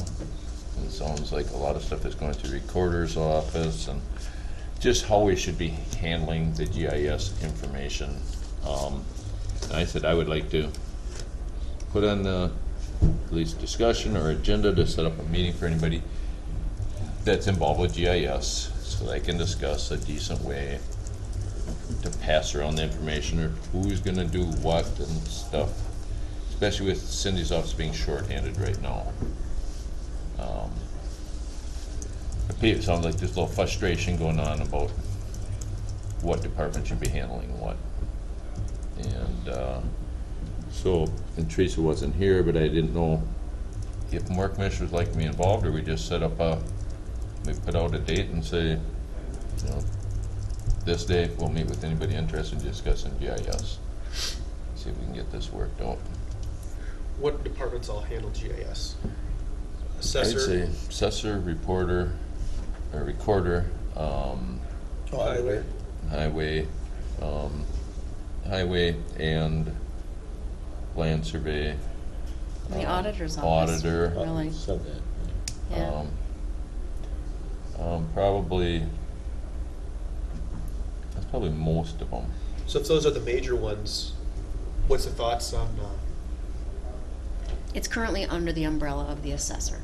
okay, so, And maybe you could explain it probably better than me. Well, with the offering of beacon maps available online, people review them. yep, I think what we see oftentimes is people have a perception of what their property encompasses, and they will call us if they think the picture on Beacon does not match what they believe to be theirs. sure. Well, sometimes there are errors in Beacon. I mean, it's a living document. It's changing frequently. There's many things that impact it. But we also have a society that's used to instant gratification, and they want things now. And when it's a civil or not a map issue, if we've drawn it incorrectly and we've reviewed the legal and it's drawn incorrectly, it becomes more of a civil matter where you need to have some title research performed.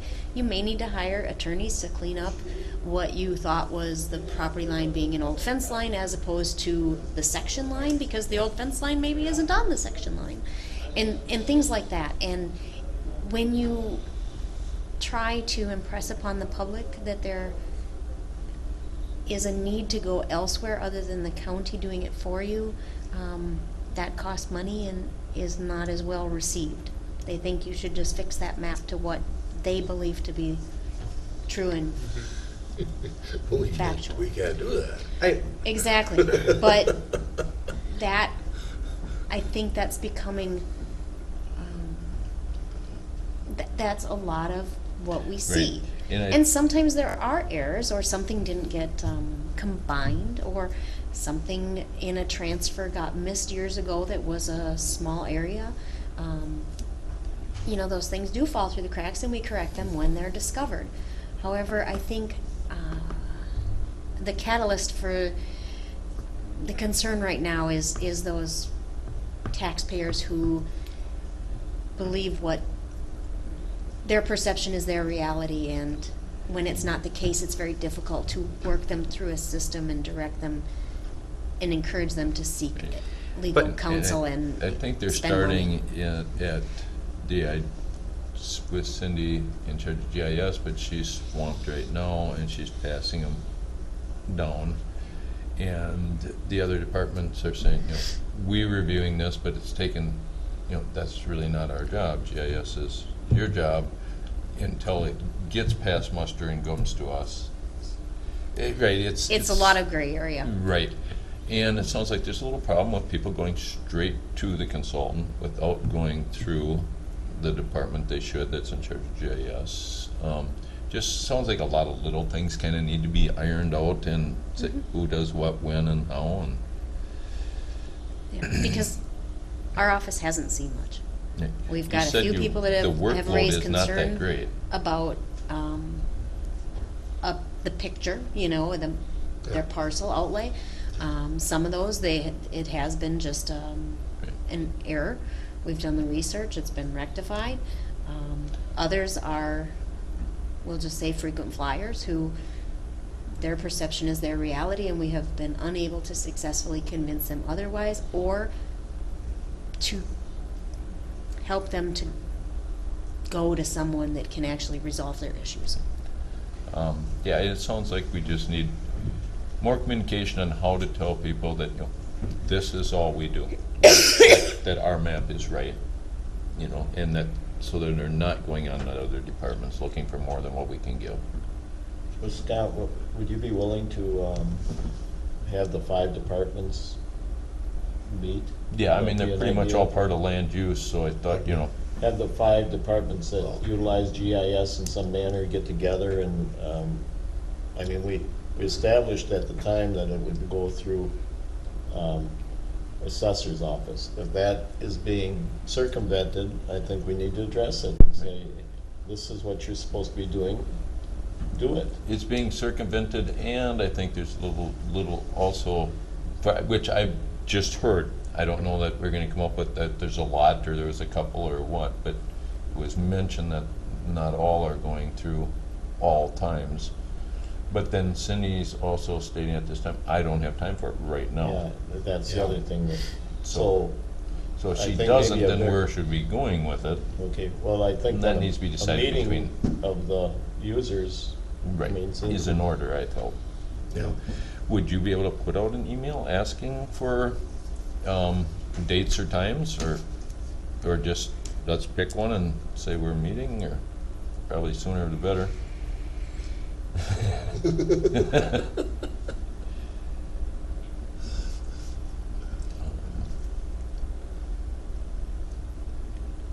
Michelle, would you prefer pick a date and then just inform people that this is the date? Or to get too But it honestly is the land use group. Yeah, it's Yeah. right. Yeah. Land use committee. I mean, just like we were today. We just need more time, and Yeah, land use committee will have a additional meeting being held. to discuss GIS. Thursday morning, 8 o'clock, whatever you decide. Right. Well, we have a night meeting next Tuesday, correct?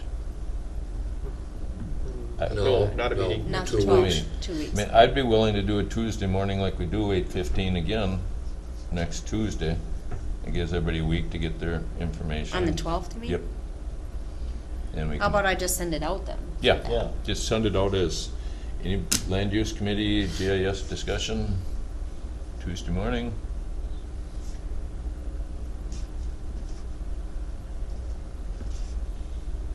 That way anybody with, At 8 o'clock? yeah, 8:15, I think a lot of people start at 8, so I think we've been starting at 8:15. Well, Teresa's on that committee, right? Right. Will she be back by then? I don't know, I didn't know where she was. She went over, didn't she go to Europe? Went to Italy. Okay. Yeah. I She don't should know. be back by then, because I think she's only gonna be gone for like 10 days. And this is something that sounds like, you know, I don't think it's that big issue. It's just more everybody getting their, Yeah, getting the act together and yeah, finding out. discussing where it and things saying, move. okay, we're gonna handle it here, here, and here. And let's- Well, we've obviously had some issues, assessor and auditor. We're scrambling because of staff Yeah, issues. right. and I mean, So we need to address them. Yep. Okay.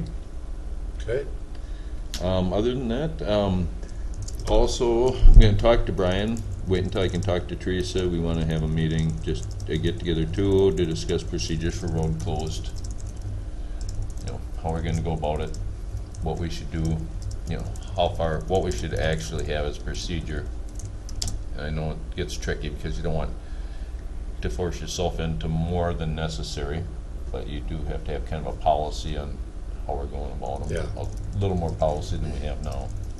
Yeah, because what we've had now has been basically the guideline put out by the state is, you gotta have so much traffic in order to justify so much signage. And most of the state of Minnesota is flat territory where roads run like that. Yeah, it's easy And to find another that cross. doesn't necessarily apply here, so we gotta Yeah. mitigate it a little bit. Yeah, and it does get tricky because, you know, there's just a lot of, you know, if you're gonna be down for 30 days and you put up a notice that it's beginning at this date, you know, and you look at where the road and how much traffic, if there's 100 cars a day, they figure, you know, and there's 4 households, well, they're generating 9% of that, 98% of that traffic on that road. Yeah. So who are you letting know to go someplace else besides, you know, there's such a small percent, how much They to already spend know. on 2 people during the job that might drive up and be a little confused. So, I mean, it's a fine line, so you don't want to write yourself into a spot where you're spending more than necessary either. Well, you know, we kind of talked, detours, I get, can be costly. The conversation that I had with Brian, I think all of you were on the email, was, you know, on the County 4 project, just putting a road closed sign at the beginning so people could take an alternate route from there versus driving 18 miles and then finding out it's closed. You know, just doing things like that I think would help out, because, I mean, you're right, I mean, if it's Put a sign local where there traffic is kind of an knows actual where to go viable anyway. alternative on a county But- road, and, yeah. Yeah, so just looking at, different, making sure we've got all people encompassed, and if you don't know where to go, don't go down the road. Right. So Yeah, so I mean, Yeah. if you say, Local like traffic like is we have local now, road traffic. closed 18 miles ahead, you know, it might be confusing people, they don't know what's 18 miles ahead, well, then just don't take it. That's If right. you're not that, Yeah, just if go you're through not that Sheldon and up familiar and with the around. area, Yeah, exactly. don't take. That's right, Just that's right. don't go there. Yep, yep. That's right. That kind of covers a lot of people. then. Exactly, Yeah. yep, that's right. Okay. Justin, you're going to report on goings-on in Washington DC, I assume. I am. I'm gonna take a few minutes here. I Good. promise you, it's gonna be a fun little conversation. Yeah. Real quick, before I get into the fun stuff, a little bit of finished up business here. I was a little disappointed that Chuck Schulte ran off so quick, because there was a couple things I just wanted to have on record. He brought up a point about pay, and like I said, just for the record, a little bit of quick research here during the meeting. I found a few counties, what they're getting for comparisons, just so people understand. Cottonwood County right now, base pay for a commissioner is $20,400. Their chair gets paid an additional $1,000. I'm against that. Yeah, exactly. Wow. There is. You mean it isn't a deduction, it's an increase? Yeah. So when you look at salaries and stuff like Cottonwood County, their total salary, one of their commissioners, a couple of them are they're not all the same. One of them was at $25,824. The other's at $30,052.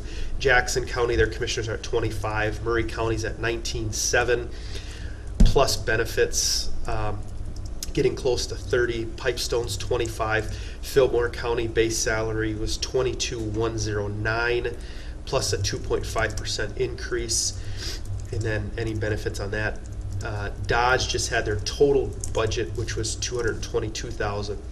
For comparison, Houston County, right now the commissioners are getting paid $19,016, which is one of the lowest of any of those that I saw.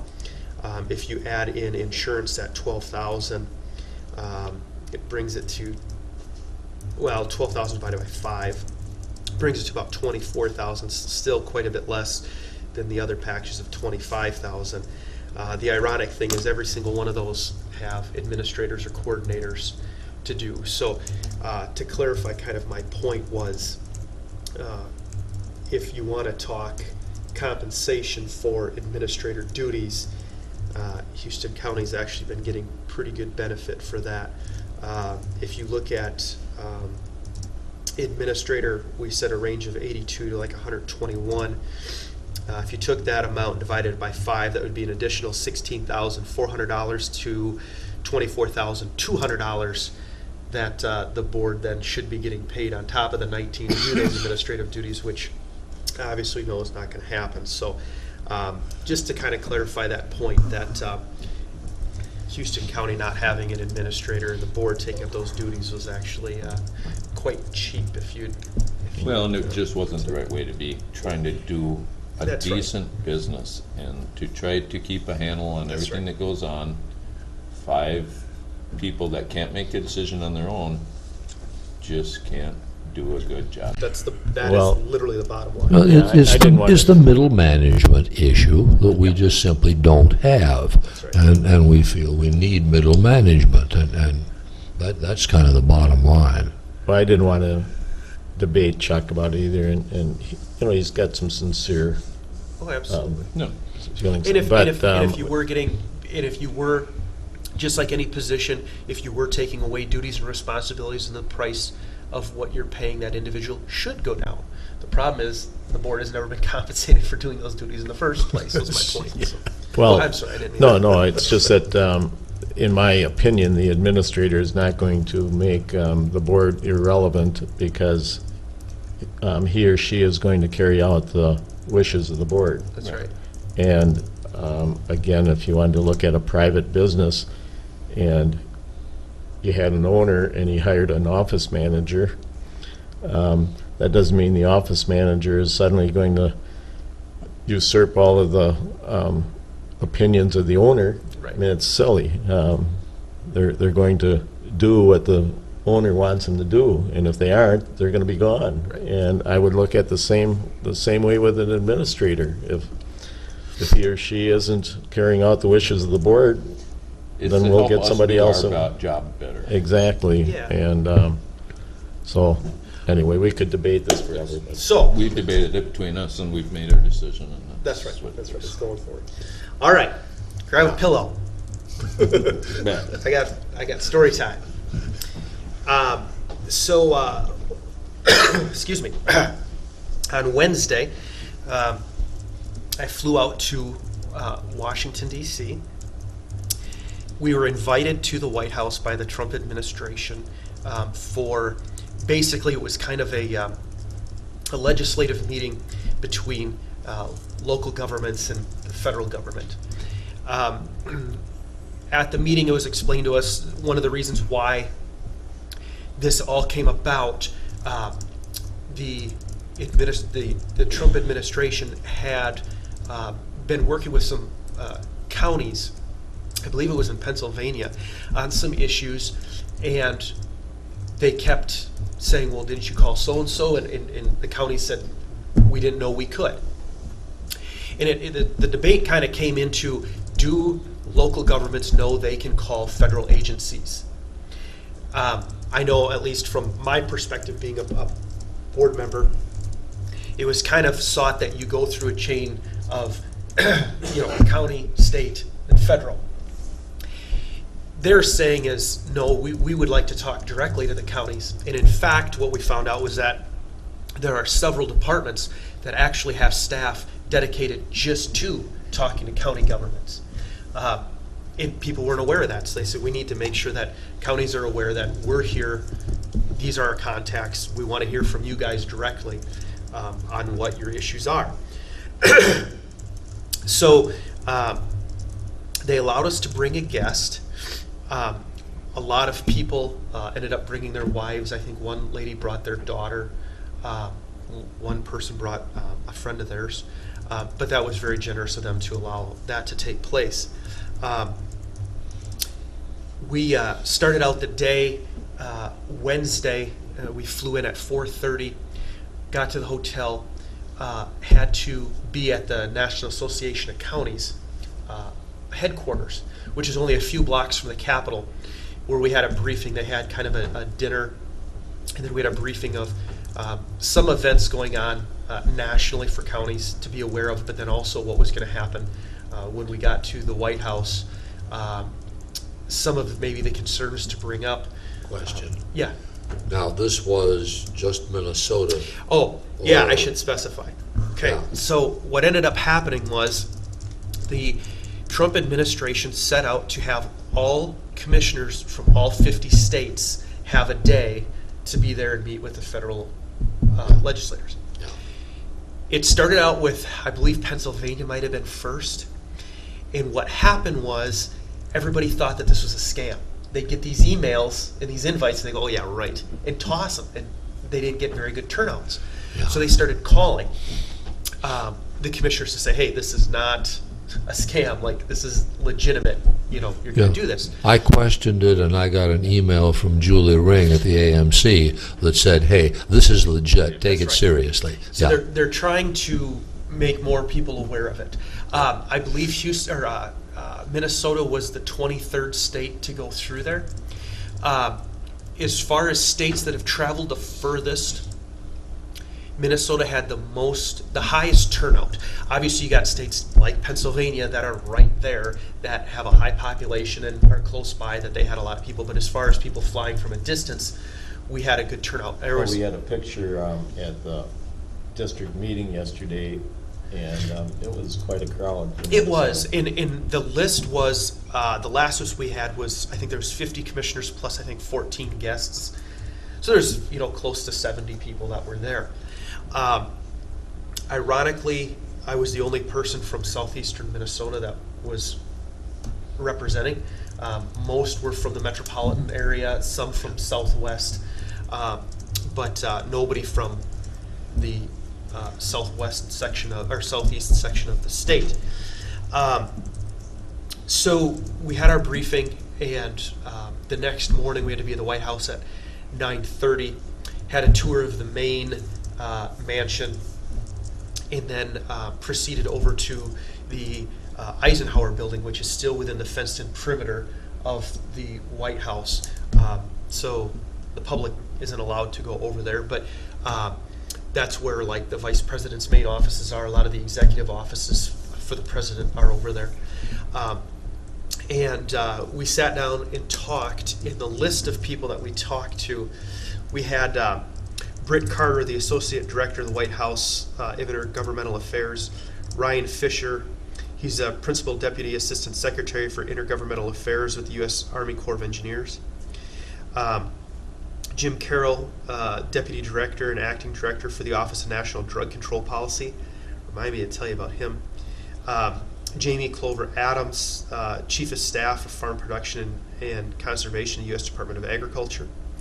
Preston Corey, Intergovernmental Relations and Environmental Protection Agency. Stephanie Fila, Deputy Director Secretary, U.S. Department of Urban Development. Chris Sierk, I think I'm pronouncing it right, Director of State and Local Affairs for the Department of Veterans Affairs.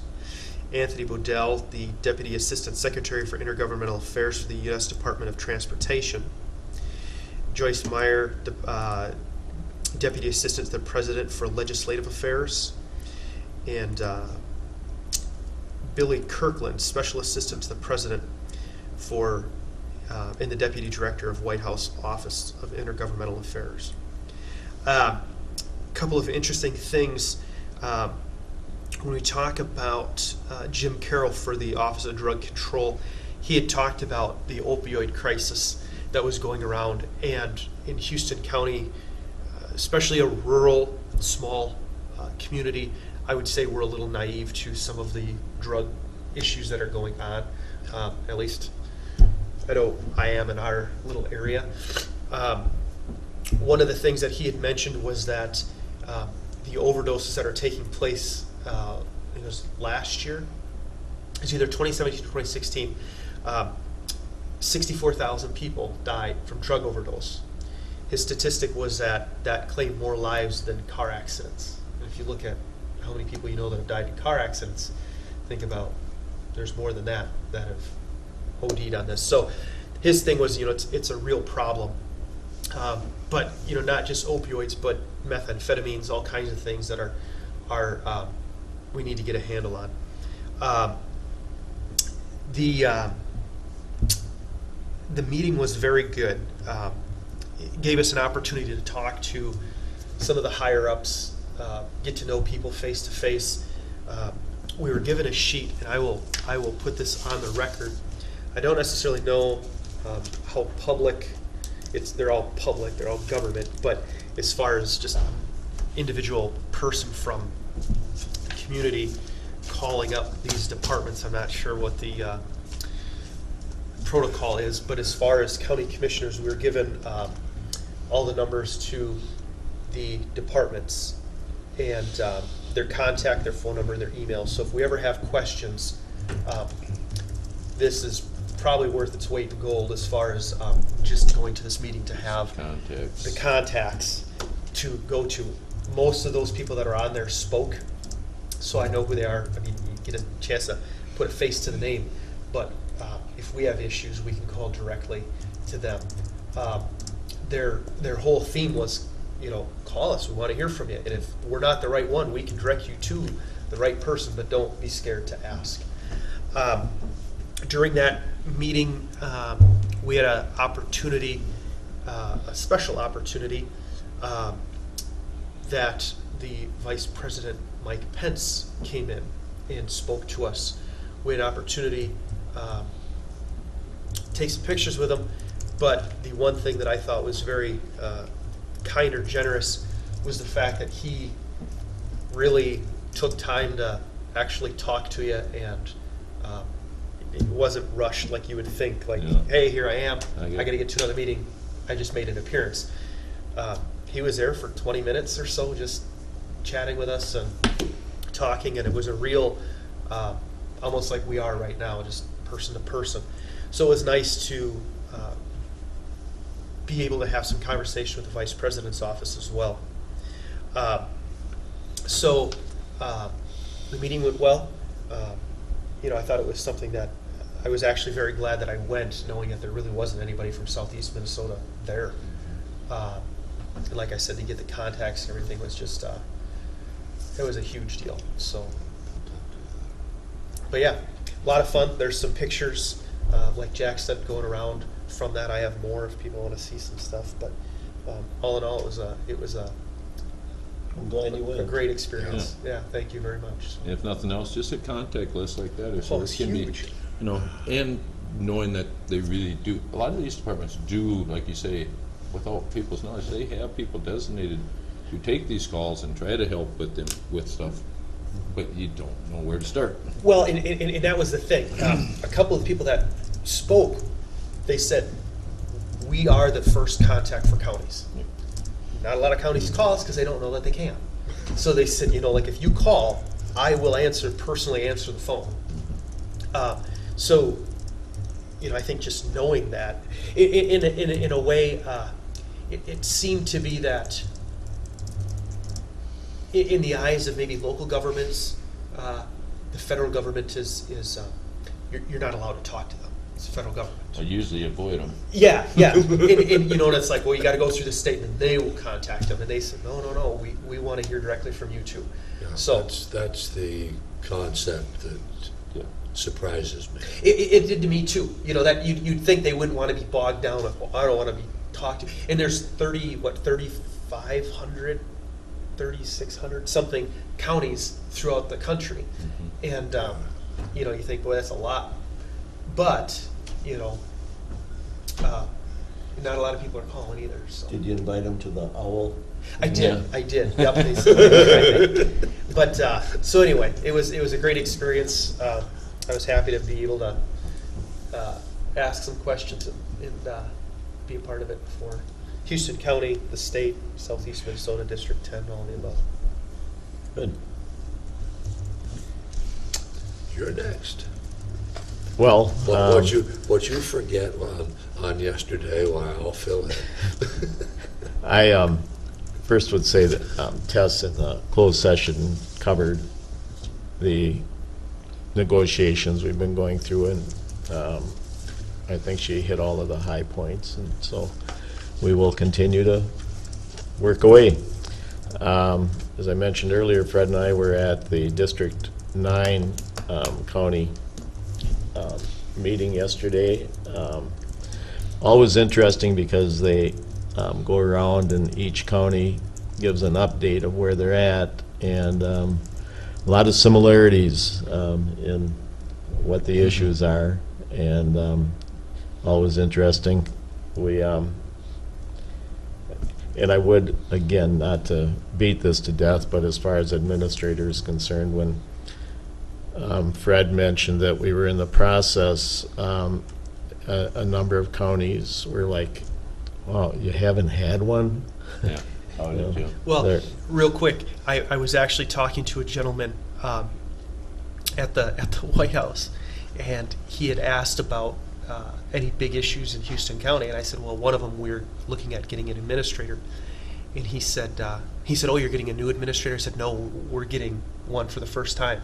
And he said, you mean you've never had one? And he was dumbfounded that we didn't. And I said, no, we haven't. Yeah. Then he said, well, that's huge. So anyway. And we had a speaker from MCIT, our insurance carrier, on sexual harassment and other related issues. And I guess what I took away from it was that if you are in any doubt about whether you should say it or do it, don't. Would be Right. yeah. It's just a real hot button issue, and I mean it can go so far as say, have a good day, and could be the wrong person that you're touching, and I have my own opinion on some of it, but my opinion isn't what's written down, so that it was just informative. Fred took a lot more notes, so I'll just pass the torch, and Fred can cover what. I promise I won't take as long as Justin, but it'll be a little while. This opioid business came up, and I'll start with that. There are some counties that have bought into or joined, I shouldn't say bought into, I should say joined a lawsuit trying to deal with the opioid crisis. We got some information a while ago from either MCIT or AMC or both that recommended that we not go into this on our own, that we wait for AMC and MCIT to come with something.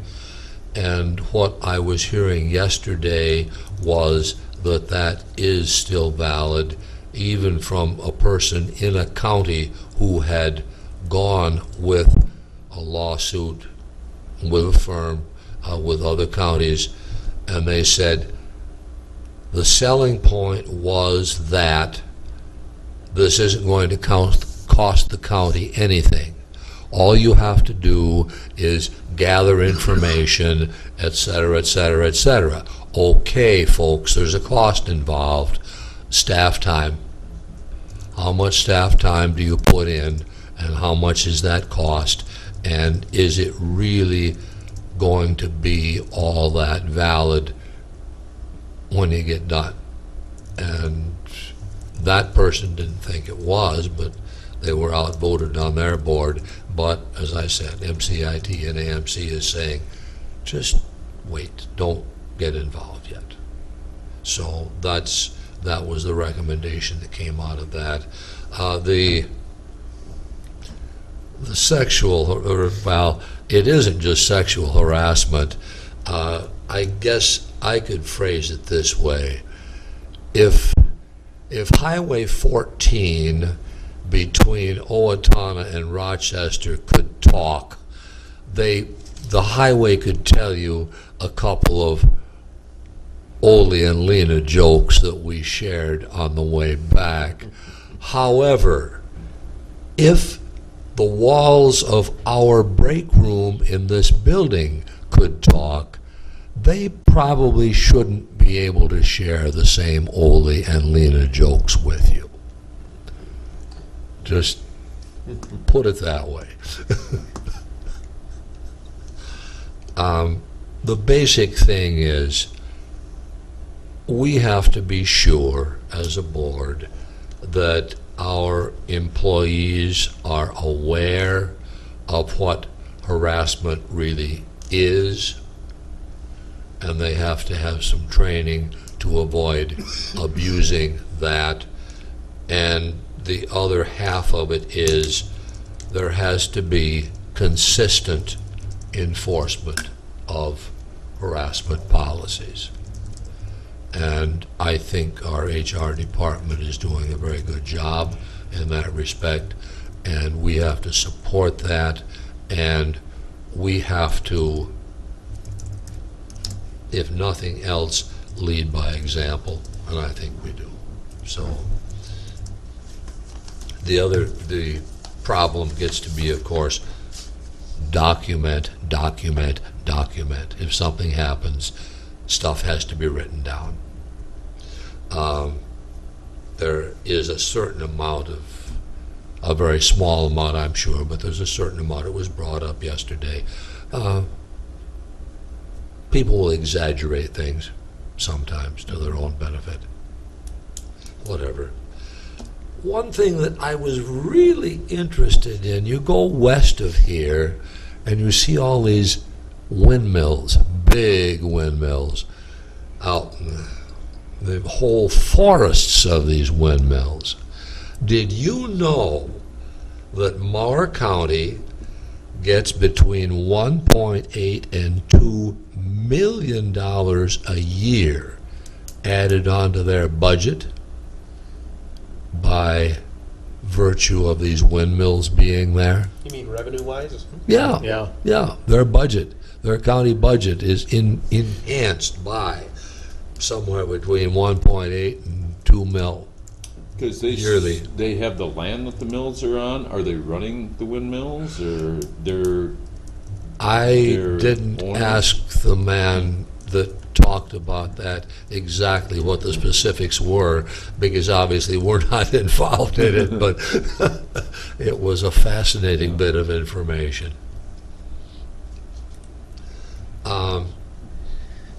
We talked a bit, we had 3 state legislators that were at the meeting. I've never seen a state legislator at one of those meetings before, but I've only been to 2 of them. But one fellow that had been to quite a few of them said, I've never seen any state legislators at these meetings before. It was very good, very informative. Jack started asking questions about MNLARS, and it got to be a fairly lengthy discussion about just how the legislature and the administrative branch of state government interreact on this kind of an issue. And they, to a certain extent, have a little bit the same problem we do. The legislature controls the purse strings. How much money do we give out of the state tax revenue to this department? okay? The administrative branch controls how that money is spent.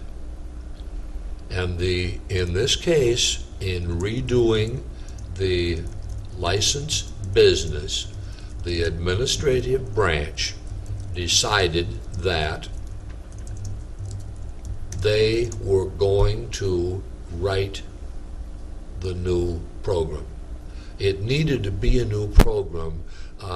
Andy Mildy could tell you why it needed to be a new program, probably. I can't, except that technology has advanced past the point that the old program would continue to function properly. So, okay, it needed to be a new program. And state administration decided that state administration was going to write the new program. Well, they're not experts in that, and you see the result. Private companies could have done it much better. Legislators are aware of it. They really couldn't do anything about it at that point. And the idea was brought up, well, other states have programs that work. Why couldn't we just have copied theirs, pay them a couple mil, and we'd be 98 mil ahead, you know? But that was an administrative decision that the legislature had no control over. So that's what tends to happen sometimes. And I think I'm done, unless that brought up some more things that you needed to. No, it's just that. Very frustrating. Yeah, to reiterate what you said was that all three of them said the state should have never had their IT people try to develop this. And over $100 million later, everybody would agree, I think, but it's, And think what and you not could, done. yeah, and it's still a mess. Okay. Okay. Is there any, got to find my agenda now, got covered up in all the discussion. Okay, is there any, oh, wait, just a second. Board retreat is on this agenda. I almost missed that. When do we want to do board retreat? We had talked about doing that, if I remember right, we talked about doing that next Tuesday morning. Now we have scheduled another meeting for next Tuesday morning. No, didn't forget about that. That's okay. We hadn't formalized it. That's fine. Do we want to attempt to have a board retreat next Tuesday at 10 o'clock or 10:30? Would that? That would work for me. Yeah, I'm fine. It would work for me. Yeah. I think, so if we could do, let's see, we're 8:15, so 9:30, hour and 15 minutes of GIS has got to be. I think you'll tax everyone by that Yeah, time. by then, either you're screaming at each other or you've done as much as you can. Okay. Okay, so then what time do you want to say? 10. 10? Okay. Where? Do we want to have it someplace other than here? Do we want to just come here?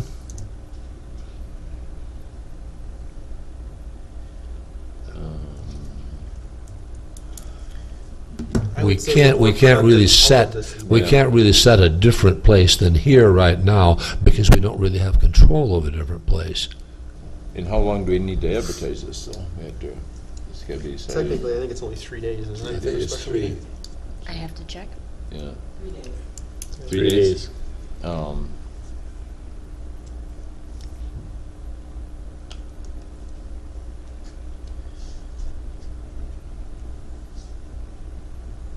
We could, I mean, we close this for closed sessions, why not close it if we want? Well, you wouldn't close it, you'd keep it You have to open. have those specific Oh, we gotta keep it criteria. open, yeah. Yeah, Attorney yeah, Burgess I'm got it sorry, open. yeah. I'm just wondering though if it would be more productive out of this atmosphere though.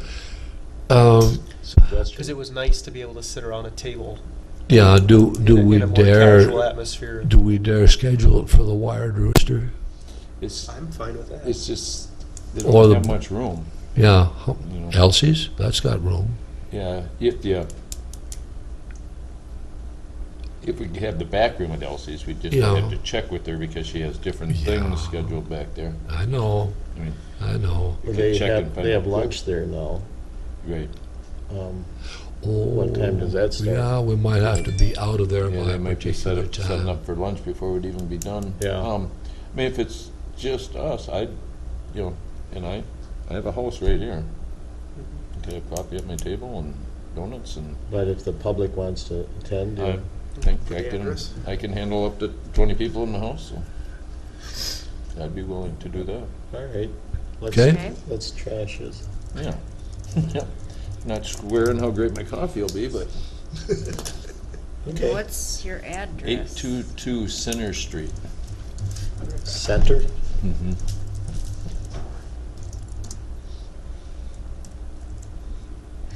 And for the purpose of? Strategic planning. Yeah, Well said. that's as good as any. Covers the subject. All right. Okay? Yeah. Closing public comment. Mr. Carmichael. Good morning, Commissioners. Morning, Bruce.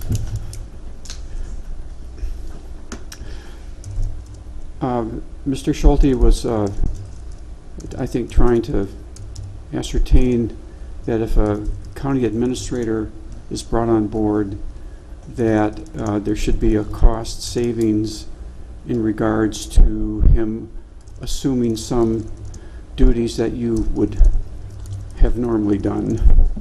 He was trying to parse that out with dollars and cents. I can understand that. But I had another thought. If I'm not mistaken, in the past, in the recent past, two officials in our county have been assigned some administrative duties and they were given an additional pay increase because of that. Am I correct? I'm County not sure attorney who you're and referring- personnel? Pardon? County attorney and personnel, weren't those two individuals assigned some administrative duties and given additional pay for that purpose over Not and that I above know their of. regular contract?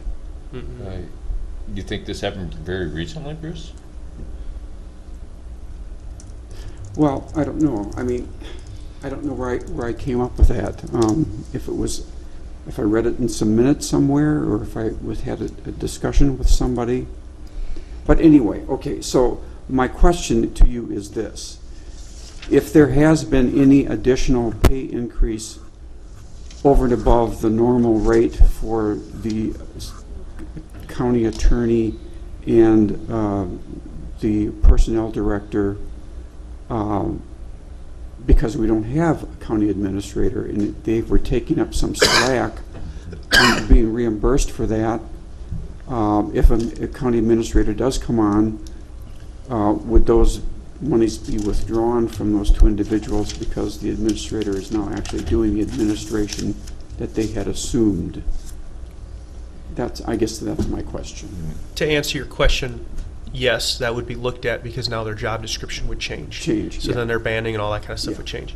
In the time that I've been here, there has never been a vote to give administrative duties to anybody. Well, I should have had that other coffee cup in the morning Yeah. before I came. Yeah, no big deal, Bruce, yeah. But it was a good discussion today. Thank you. Yeah. The whole point of it, Bruce, on this administrator thing again, is we need very badly to have middle management in this organization. And other counties have done that. Almost all other counties have done that. We haven't.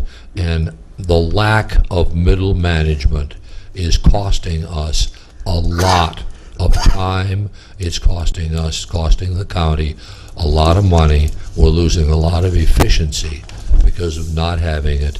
And we are also having some personnel problems because we don't have that middle management. That's the bottom line to us. It would be interesting to see how this all falls out in the next 2 years when that administrator comes on, that we can actually have a little history to see if indeed these savings, mental savings as well. Well, I mean, that's what we're told by the counties, As is well as some that financial. you will definitely see, besides organizational benefits, you will see financial benefits to having it. And we were warned it won't be immediate. Person can't come in and immediately. You are getting the concept because you said over the next 3 years or so. Yeah, that's You hold have that You have thought. to have some history in order to judge. Right. Yeah. And, Thank you. I really don't believe that it's taking, we weren't hired to be managers. No. We were hired to be policymakers and vote and make decisions. We weren't. Yeah. We weren't here to go down and do day-to-day operations. Well, and you look at any Fortune 500 company, there's a reason why they have a board of directors and they have a CEO. It works. That's why they're a Fortune 500 company, because that business model obviously works. I don't think you'd go to some Fortune 500 company and say, well, get rid of your CEO and let your board of directors do your daily tasks. They would look at you kind of cross-eyed, so. We have to all five walk down the hallway at once.